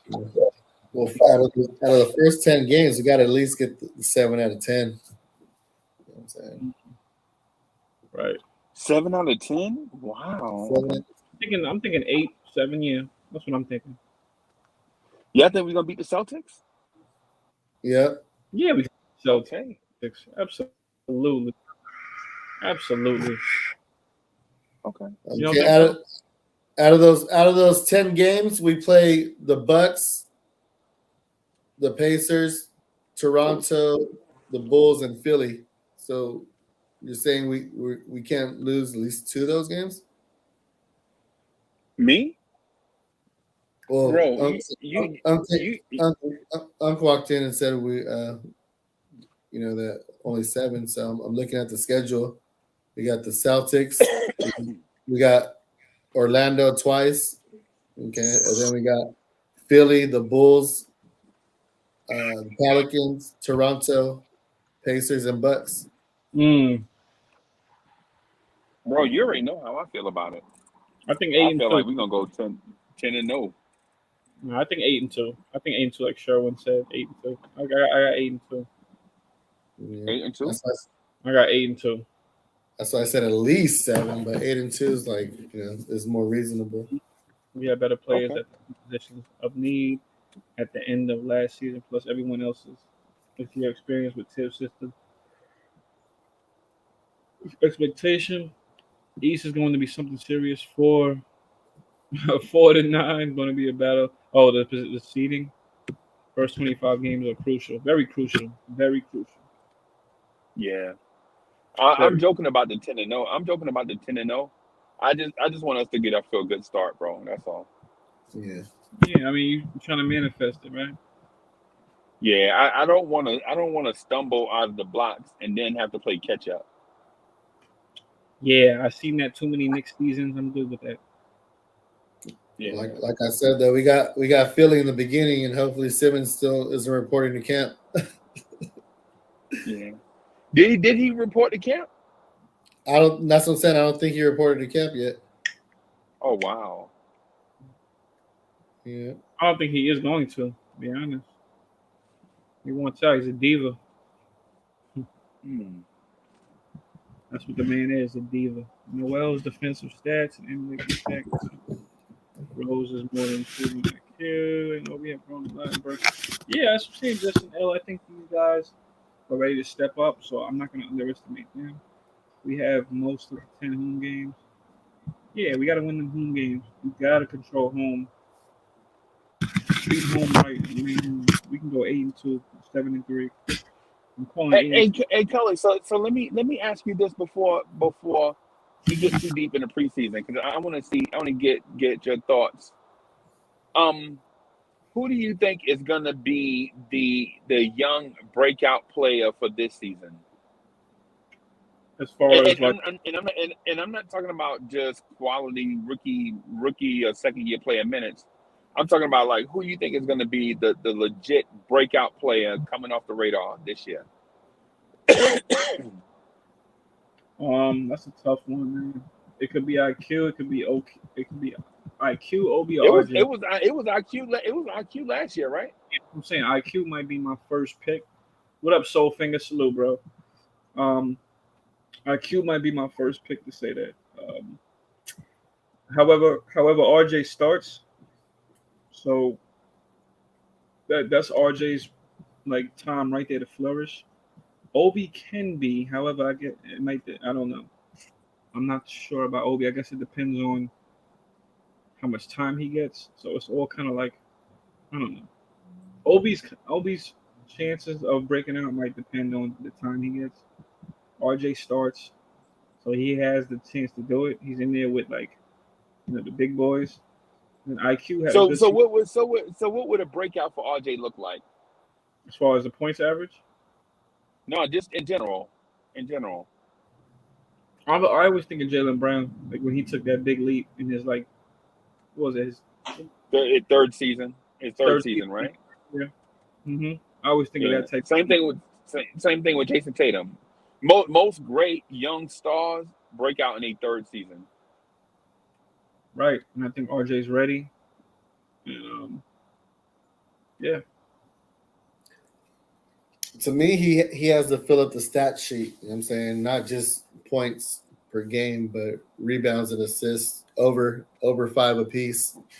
6, 7 boards and maybe 5 assists. But I don't feel like what about the same numbers and high level defense? Would you take that? Yeah. Well, that's what I was getting to, but oh my bad. My bad. I didn't. My bad.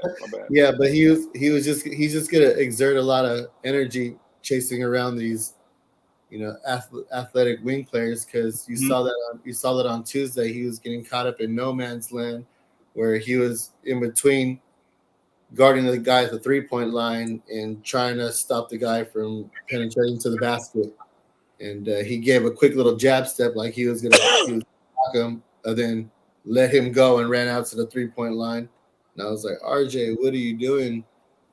So those are the kind of things, fighting, just all that energy, fighting through screens, going over screens, chasing your guy through screens. And I just feel like he's not going to fill up the stat sheet that way, because he's going to be so worried about, and that was just against the Pacers. That wasn't against any of the elite wings.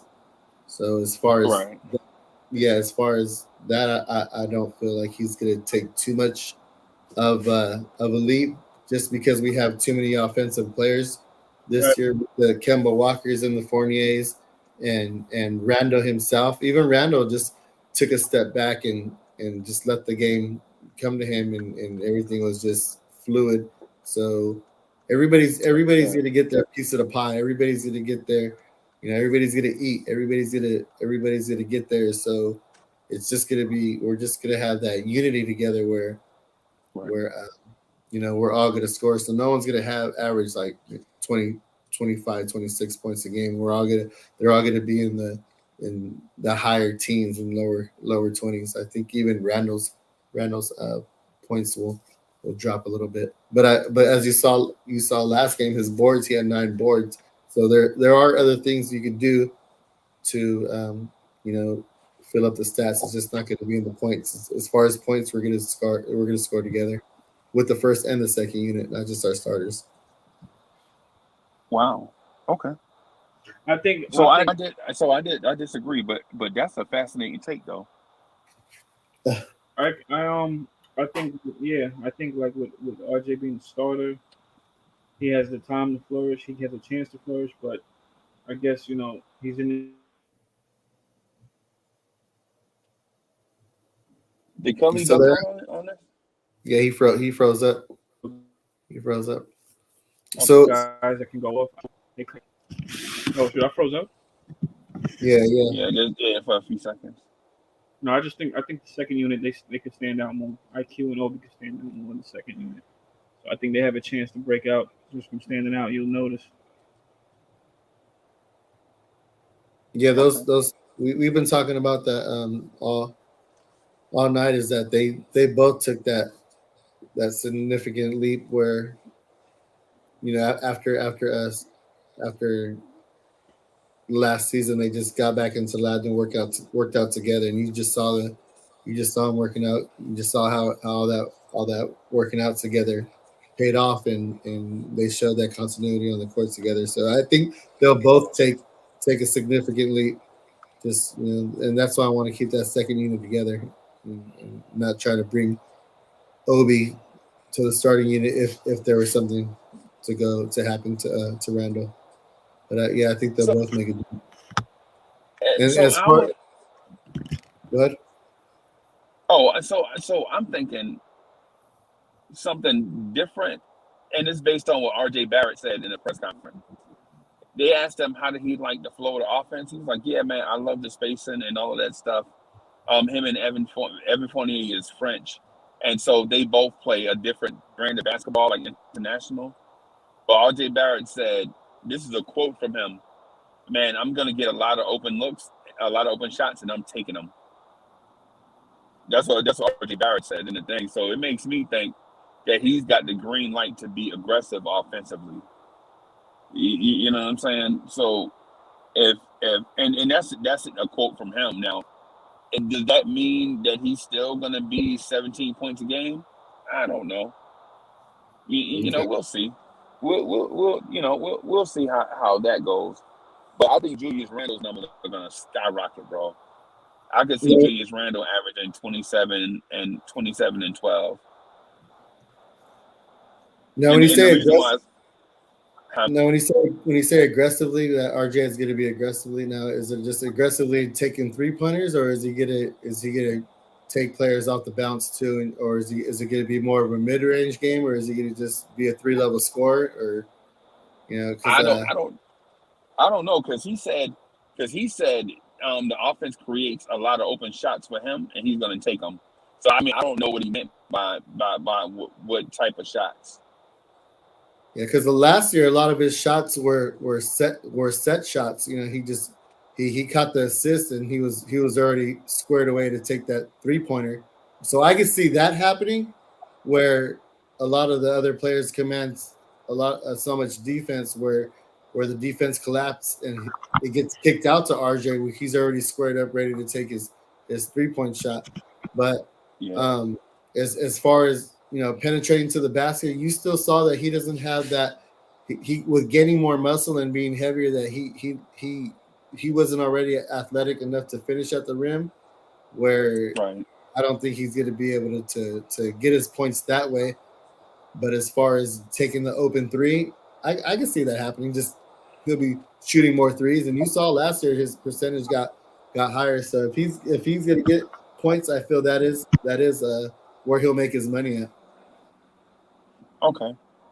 Well, he was 3 for 6 from 3 in 25 minutes. That's what I'm saying. You know what I mean? So Yeah. So yeah, I guess it depends on a few factors. So I mean I think Quickly is going to break out this year. I don't know if y'all have noticed, but Quickly has been super aggressive since training camp. Like look at Quickly's rebounding numbers and his assist totals and compare them to last season, and it's night and day. Now, also with that said, look at his 3-point shooting from last year to this year is also night and day the opposite way. Like his shot is off. His Yeah, shot is but just off. yeah, but that's the good thing about it is when his shot, he realized right away that his shot was off, and he was like, "All right, how else can I get involved in here in the game?" So that's what he did. He showed a little bit of a little razzle dazzle, a little shake and bake behind the back pass. You know what I'm saying? Get everybody else involved. Led the team with 7 assists and got 6 boards as the the second unit point guard. So Wait a minute, so he had more rebounds than Obi Toppin? yeah, Obi had 5 boards. Oh, jeez. Oh, Yeah, my and no God. assist. Obi had no assist. But quickly he had 0 turnovers, right? I don't remember him. Yeah, I don't remember him turning the ball I over think either. He never he always had that, and he always protected the ball. He was never really a turnover machine. That's one of the things that he was good at is not turning the ball over. So I expected that to continue to be the same this year. Yeah, man, I think so too. I think so too. Are you impressed with Quickly or no? Oh, most definitely. We hear about players working out together. I mean, working out all summer, but but these both of them working out together. And like I said earlier, Tibbs had nothing but positive things to say about Quickly. Like I think that's Quickly his is his. that's I his think guy. That's his guy. yeah, He's being groomed. yeah. I think Quickly is his son. You know what I'm saying? I mean, Mm-hmm. I think Tibbs is when you hear Tibbs talk about Quickly, bro, it's a different level of you know what I'm saying? It's a different level of like there, right? Because Tibbs love RJ. Now Tibbs love RJ, bro. You know what I'm saying? But then when you hear Tibbs talk about Quickly, bro, it's a different. It's like he like that love that dude as a person. You know what I'm Mm-hmm. saying? His So, name just says it all. IQ. So how many rookies have you ever seen where there's a dead ball or some opponent shooting a free throw and he goes to the referees and he's talking to them trying to figure out what call what calls they're making or what how can he get the call or what he could do and complaining to them and talking to them at the time being and not during the game or so just those little things on how he looks at the game and how he can make the game better while the game's going on. You just don't see that in young right. players. You see that with veterans and just the way he carries himself on and off the court. Being a religious person and just having a good attitude. And there's nothing but positive things that anybody ever has to say about Quickly. And from last year, I saw that for the jump, and he was one of my favorite players from the get go, and he's just building from that, this year and moving forward. Right. Yeah, man.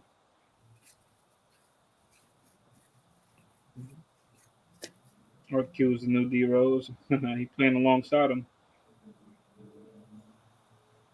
Now he has 2 vets. Not last year he was doing that on his own with having EP to what not to do. He was looking at EP like, okay, so I know not to do that. I'll be right back, y'all. I'll be right back.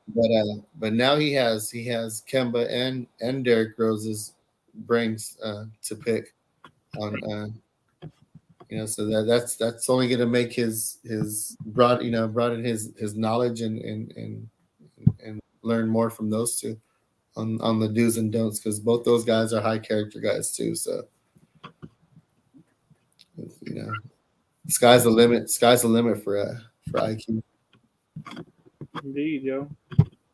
IQ sauce. I'm saying he's coming off the bench, so he can stand out. As far as I can see him making a leap. That's the first name I mentioned. Seems like he may be the leap, and that's good. His coach in college spoke highly of him and said, Calipari. I was just about to say it. Calipari said about IQ was a great kid and a hard worker. I was just about to say, Calipari said, of course he's a point guard, of course he is. Of course he'll be good at the NBA level. And then look, sure enough, you know what I mean? He's working hard. He's not giving up. You know what I mean? He got good mentors in front of him. Derrick Rose. He had Derrick Rose for half the season. To play behind him. He played alongside with him on the court with him. Now you playing behind Kemba. Pick their brains. That's all you gotta do is pick their brains. I mean, these guys have been in the league forever. Okay, let me not say forever, but pick their brains while you at it. Yeah, and you know, just to piggyback off that and to go with what you're saying, he ran with Derrick Rose. They ran the second unit. They were on the court the same amount of minutes, 21 minutes, and IQ outplayed him in every stat line, whether it's points, rebounds, assists. So not only is he learning, but you know what I'm saying, from the teacher, but I'm not gonna say he is a teacher, but he could become, you know what I'm saying, the student could become a teacher a lot faster than what we're probably thinking. Right. Oh, I didn't even know my mic was on. Right. Knicks have enough guards. I will trade him now while his value is high. Oh, he's talking about for Cam Reddish. That's what he's talking about. He's talking about he traded IQ for Cam Reddish. No, I'll trade somebody else. For one, they have a bunch of small forwards on their team. No. They have a bunch of small forwards. I'm not trading IQ.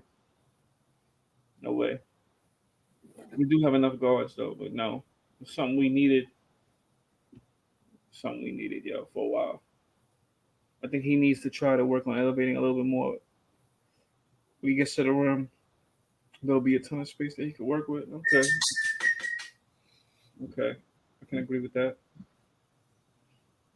D. Ross seems like he's still one of the quickest guards in the league, even when he's because you know what it is, quiet money. He just you're gonna see Derrick Rose in spurts.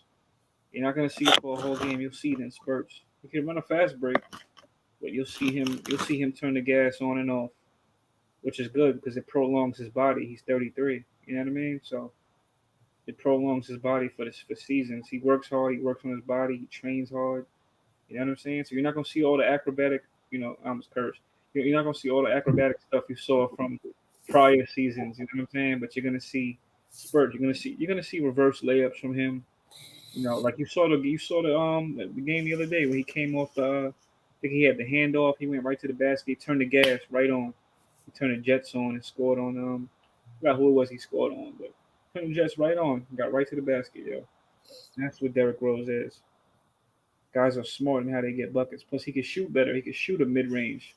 He can shoot a three way better than he did, prior in his career. Derrick Rose, smart player, man. He's way smarter now. Aging like wine. We don't need IQ. Grimes and McBride can do what IQ does. Yeah, I can agree. Right, longevity, quiet money. That's a fact. He might play. Derrick Rose, despite those meniscus tears and the ACL, you never know. What if he plays till 38, 39? That'll still be respectable on his career, despite those knee injuries, because he doesn't have to be the guy. Come off the bench and still have starter minutes and still destroy half the league. Can still cook them. You guard him one-on-one, he still cook you. You 10, 15 years younger than him. He's still cooking you. You know what I mean? Still giving you buckets. Like our point guard position is set for president because Deuce is a hybrid of Kemba and IQ. He's a unique shooter that will lead to elite passing. Yeah, that's a fact. I can agree with that. Yeah. We're gonna be good with our future is good. Cam Reddish is a better backup. He is a better backup, I will agree. I can agree with that. He would be good at 6'9". How tall is Cam Reddish? Is like 6'9", 6'10". He got long wingspan, athletic. He could, he's not a bad scorer either. He can score in transition. Very athletic. I can agree. Cam Reddish is pretty deadly. He has some untapped potential. I don't know if Nate McMillan's going to tap into it though. Somebody got to tap into his potential. I don't know who it'll be.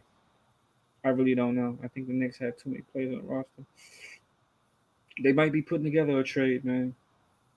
Just hopefully it's the right trade. Just hopefully. Get another solid star. It's not enough minutes to. Pardon me for my yawning. Pardon me, guys. Imagine long term how D Rose and IQ work together. How Deuce and IQ will look the way. Yeah, for sure. decent IQ will look the way this look. Talking, catching. You know, I agree, Justin L. That's what I'm saying. He gonna get the experience. We in good hands at the point. Yes, Knicks Nation. Yeah, we still need IQ until I see someone else is ready to contribute. Agreed. Summer league doesn't count for much. Agreed. Agreed. I think IQ gonna be. I think he's ready. It's his second season. He's ready. You know what I mean? He's ready. I want Deuce to be ready, and Deuce will be ready, but you know he's premature right now with the guys in front of him. Right now he's premature. Yeah, he's gonna get red shirted. Not his fault, but you know he gonna play because it's gonna be guys gonna have to rest.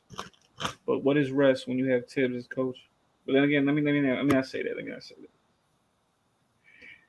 that. IQ is important. Plus, there will be times that the starters are cold. When IQ is hot, I don't know though. I don't know. Yeah, I agree with that. Still, Knicks fans, I agree. Cam was a pure poor. He was poor. He was piss poor. You know what I mean? But he serves another purpose. Cam serves another purpose though for a team. He's athletic and he can play defense and he's lengthy. Guy has a good wingspan at 6'9", 6'10". Very good wingspan. Very good defender, yo. That's what I'm saying. I don't care about him shooting if he was to come in. That'll translate. That'll work. That is totally true. I just mean long time. I saw something that looks NBA usual. Yeah, we just gotta be patient. You know what I'm saying? Right now we're just trying to figure out what the rotations will be like, what the weaknesses are, and when if a trade comes through, we're gonna see what the weaknesses are, and Tibbs will make that call. He'll make that call. He'll bang his fist on the table. He'll make that call. Get me this guy, and that'll be that. Either they're gonna make the move or not. They did it with Derrick Rose just like that, snap of a finger. So that was very yeah. But we all knew that was happening once Tibbs got here. We knew he was gonna bring his mans in. Yeah, somehow, some way he was gonna find Rose. You know what I mean? Somehow, somewhere.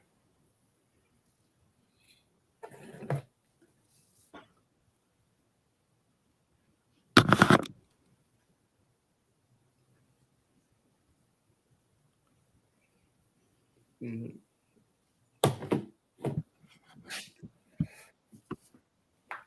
I agree. Playoffs, he became Paul George. Yeah, somewhat. Remember how high he was on Knox? How did that turn out? We got to take our time and let the pups develop. Knox, man, I tell you, man. No comment.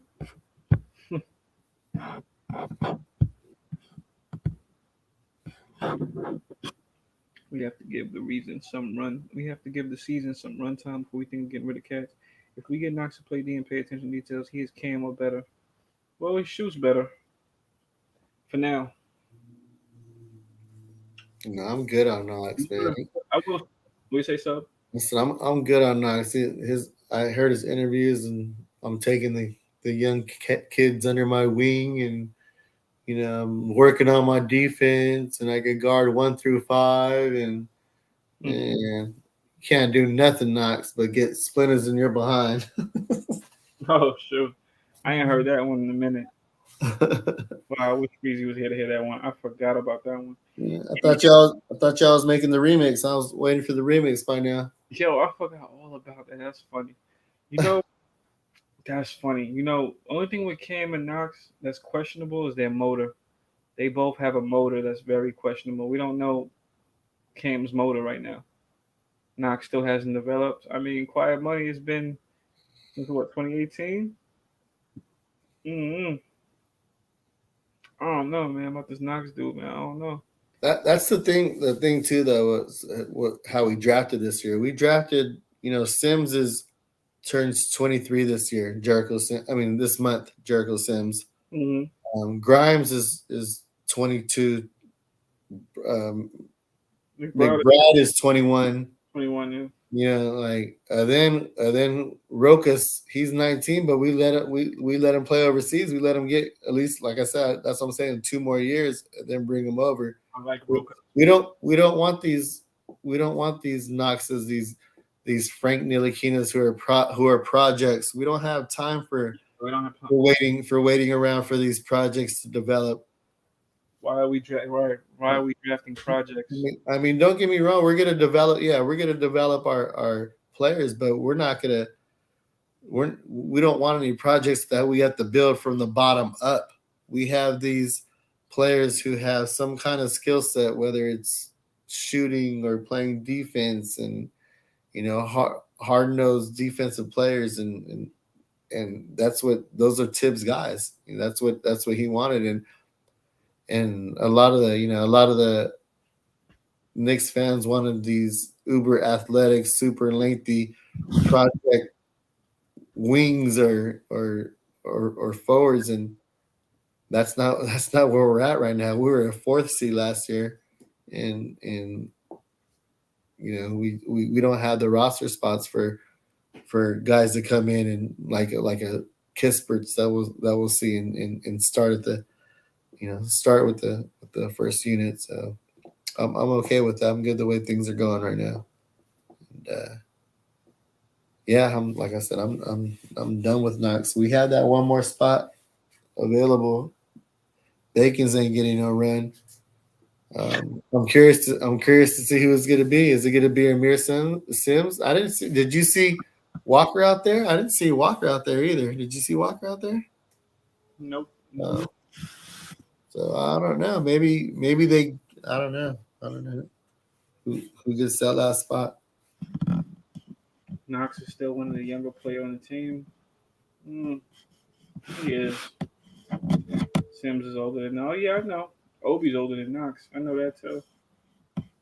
Yeah, he's the second youngest. It goes RJ, then Knox.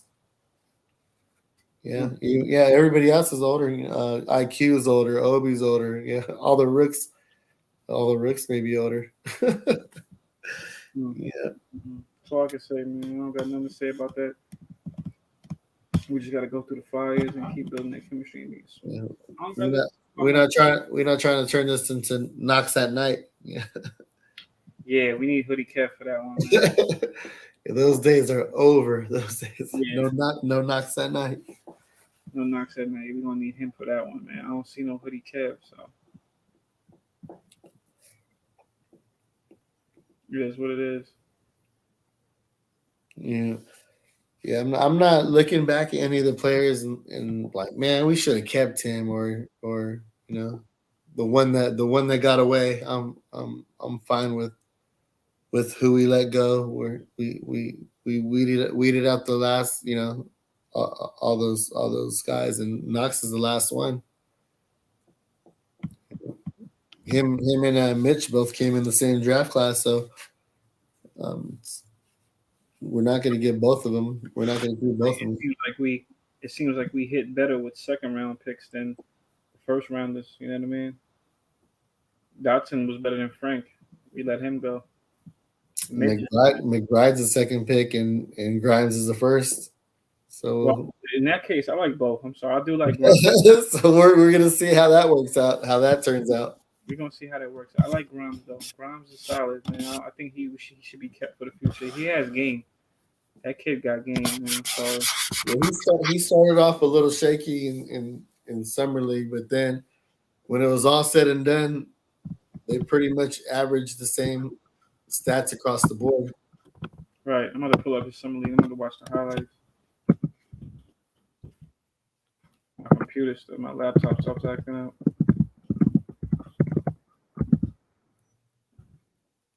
Check those out. I'm sure players develop in the off season. You come into camp. We are nuts. It's 2 a.m. We have a screen feature where we do screens at night, and it's called The Walls of Jericho. The Walls of Jericho. Knox is not lying. I seen Knox play D on 1-5, block shots. Knox has skill. Let's stop killing of Knox. He has not shown well, but a point a minute. Yeah.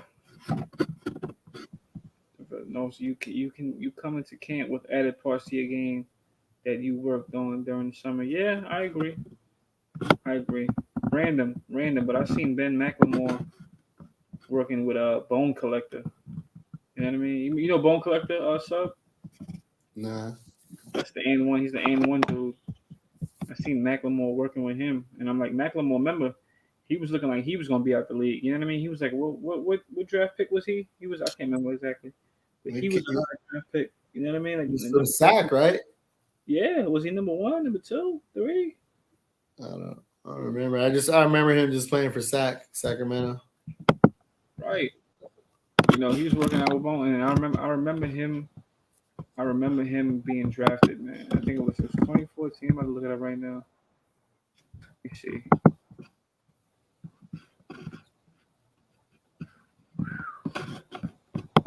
These guys, man, because it's all about situations in this league. It's all about situation. Oh, he's around pick 7th. Okay, he was a 7th round pick in 2013. Yeah, he was looking like he was gonna be out the league, and now he's doing his thing. He was on the Rockets. I think he's on the Lakers now. I can't remember, but who's not on the Lakers? he's not. Okay. No, I'm saying who's not on the Lakers? Man, they got everybody. They got everybody out there. Yeah.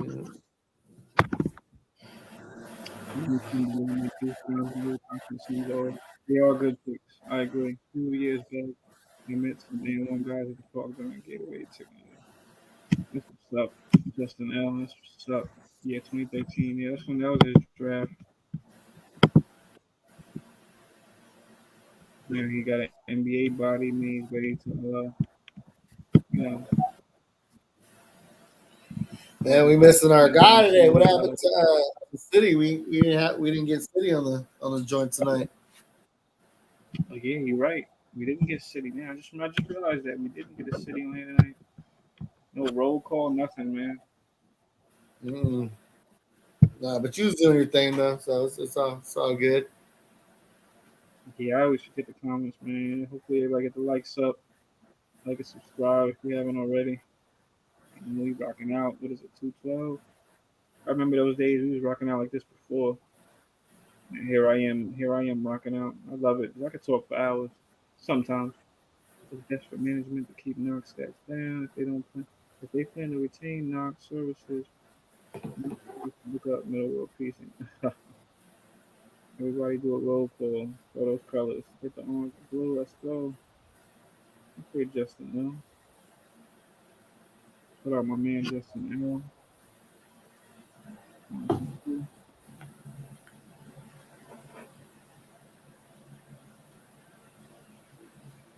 Oh yeah, I heard Mitch was clear for contract. Oh really?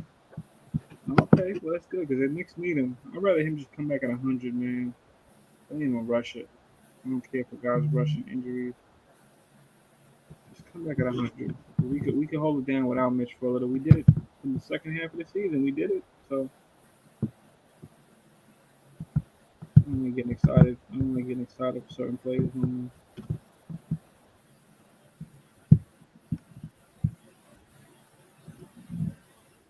Shout out my man Quiet Money. Shout out Justin L. We're doing a roll call. We're doing our roll call. I thought I was back on camera. We got the orange and blues though. We got the orange and blues. We got the orange and blues in the chat. Yeah. Mitch was clear for some contact. Our boy City would be so proud.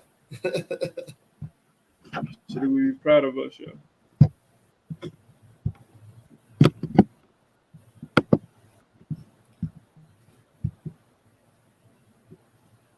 Okay, making sure I ain't freezing them.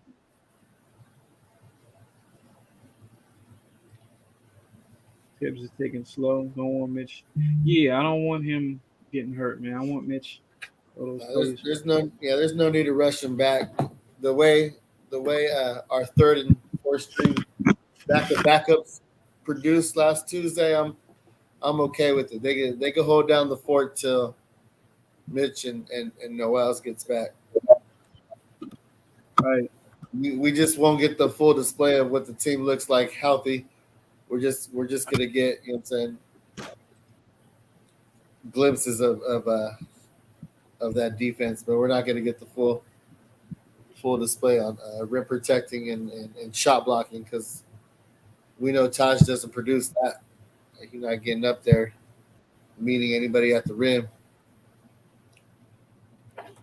Right. Shout out to you. We owe you love. We owe you love, Knicks Nation. Shout out to everybody, man. Everybody in the comments, man. Shout out to everybody. Yeah, I appreciate everybody in the chat rocking out with us. I know it's like 2:30 in the morning, and we still here. And we still here. Yeah, we still here. Yeah, I'm riding through the city. Oh, really? You out and about in traffic right now? Yeah, I'm just riding through the city, bro. I'll show you. I'll show you. Hold on. Yeah. Whatever happened to I'll show Splinter? you. Oh, look at you. Yeah, I'm just riding through the city. That's dope. That's dope. Just listen to this. Just checking y'all out, man. Y'all dope. You know what I'm saying? Yo, Appreciate we have a game. You got any joints going on tomorrow? You got any podcasts tomorrow night or during the day? Yep. So I'm gonna do. You doing the morning drive? I'm gonna do the Knicks morning drive, bro. And then tomorrow night, of course, I'm gonna do the Knicks at Night podcast. And then Saturday for sure. I'm definitely doing like a freezy time pregame. Might get on during the game. Oh, okay. Yeah, okay. and then do a Knicks at Night podcast after depending on what the vibe be like. Sometimes you gotta play it by ear, but yeah.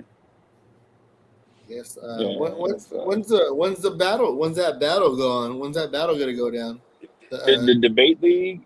Yeah, the debate league joint. When's that debate league going down? People's schedule not lining up right, bro. Like people talk to me about it, but they schedule's not. Saturday nights are kind of rough because sometimes like the UFC joints be going on and boxing be going on Saturday nights. Yeah, you watching that? You watching that Fury versus is it Wilder? Wilder? Nah, I ain't watching. Nah. See, that's the thing. I want to do the Knicks at Night podcast, but I also want to watch Fury and Wilder too. That's what I'm saying. Yeah. You know what I'm saying? Yeah. When's the fight? So who you got? Saturday. Who you got? So who you got? I think Tyson Fury gonna wash him again. Saturday? Yeah. Oh, Tyson Fury gonna beat his behind. Yeah. Because the dude don't know how to box. He just a power puncher. It's all about boxing, yo. Yeah. Yeah, the dude don't even know how to box. He just a puncher. So dudes like that, they don't ever stay champ for a long time. Once one person figure them out, everybody figure them out. Right. What's the name? Who's got him? The Ortiz dude. I forgot the Ortiz name. Was it David Ortiz? I can't remember. Ortiz almost. Talking about Big Papi? Yeah. Yeah. Okay. Which Big Papi? Big Papi who? Gotta make sure. Wait a minute. You talking about the boxer? Yeah. You talking about Luis Ortiz? Luis Ortiz almost beat him. Yeah, the Cuban dude. Yeah. Yeah. He almost got Wilder. He almost got Wilder too. Wilder got that lucky punch. He was just strong, so he hit him. I'll give him that. But Luis Ortiz could box, so yeah, man. Yeah, but when Wilder hit him though, bro, you was like, God damn. It was like what's the name too? He dropped Fury, but Fury wasn't enough for him. That's all. Yeah. He's like, Fury get up from that, but yeah. Fury outboxed him next time. So he gotta hold it down this fight. Yeah, Fury got up like the Undertaker, bro.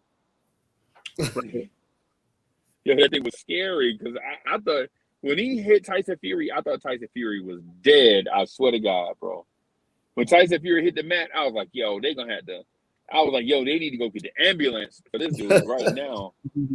And then at like 7, he just jumped all the way up and was like the Undertaker, bro. You're like, oh my God, this dude, that was a miracle.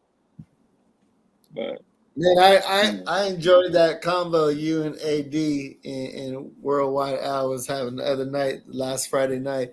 about boxing and about you being, you getting your prize fights on Friday nights and whatnot. Man, I really do enjoy. You talking about? Yeah, I was doing that to pay my light bill, bro. Yeah. Well, we was rocking till like, man, almost like 4 a.m. I went in my pad and everybody was just knocked out.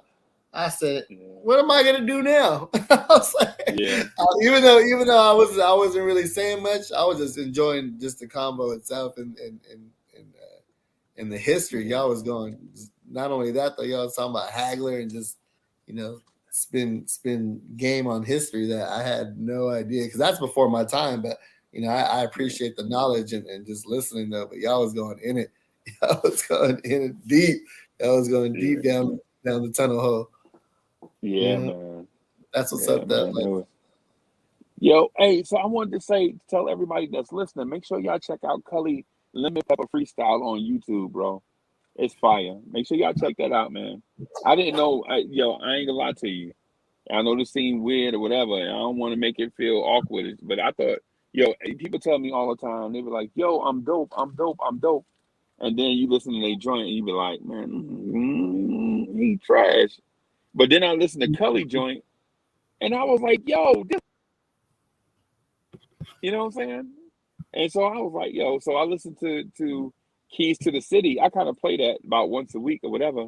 And then I listened to the Lemon Pepper Freestyle. I was like, yo, Culley got talent, bro.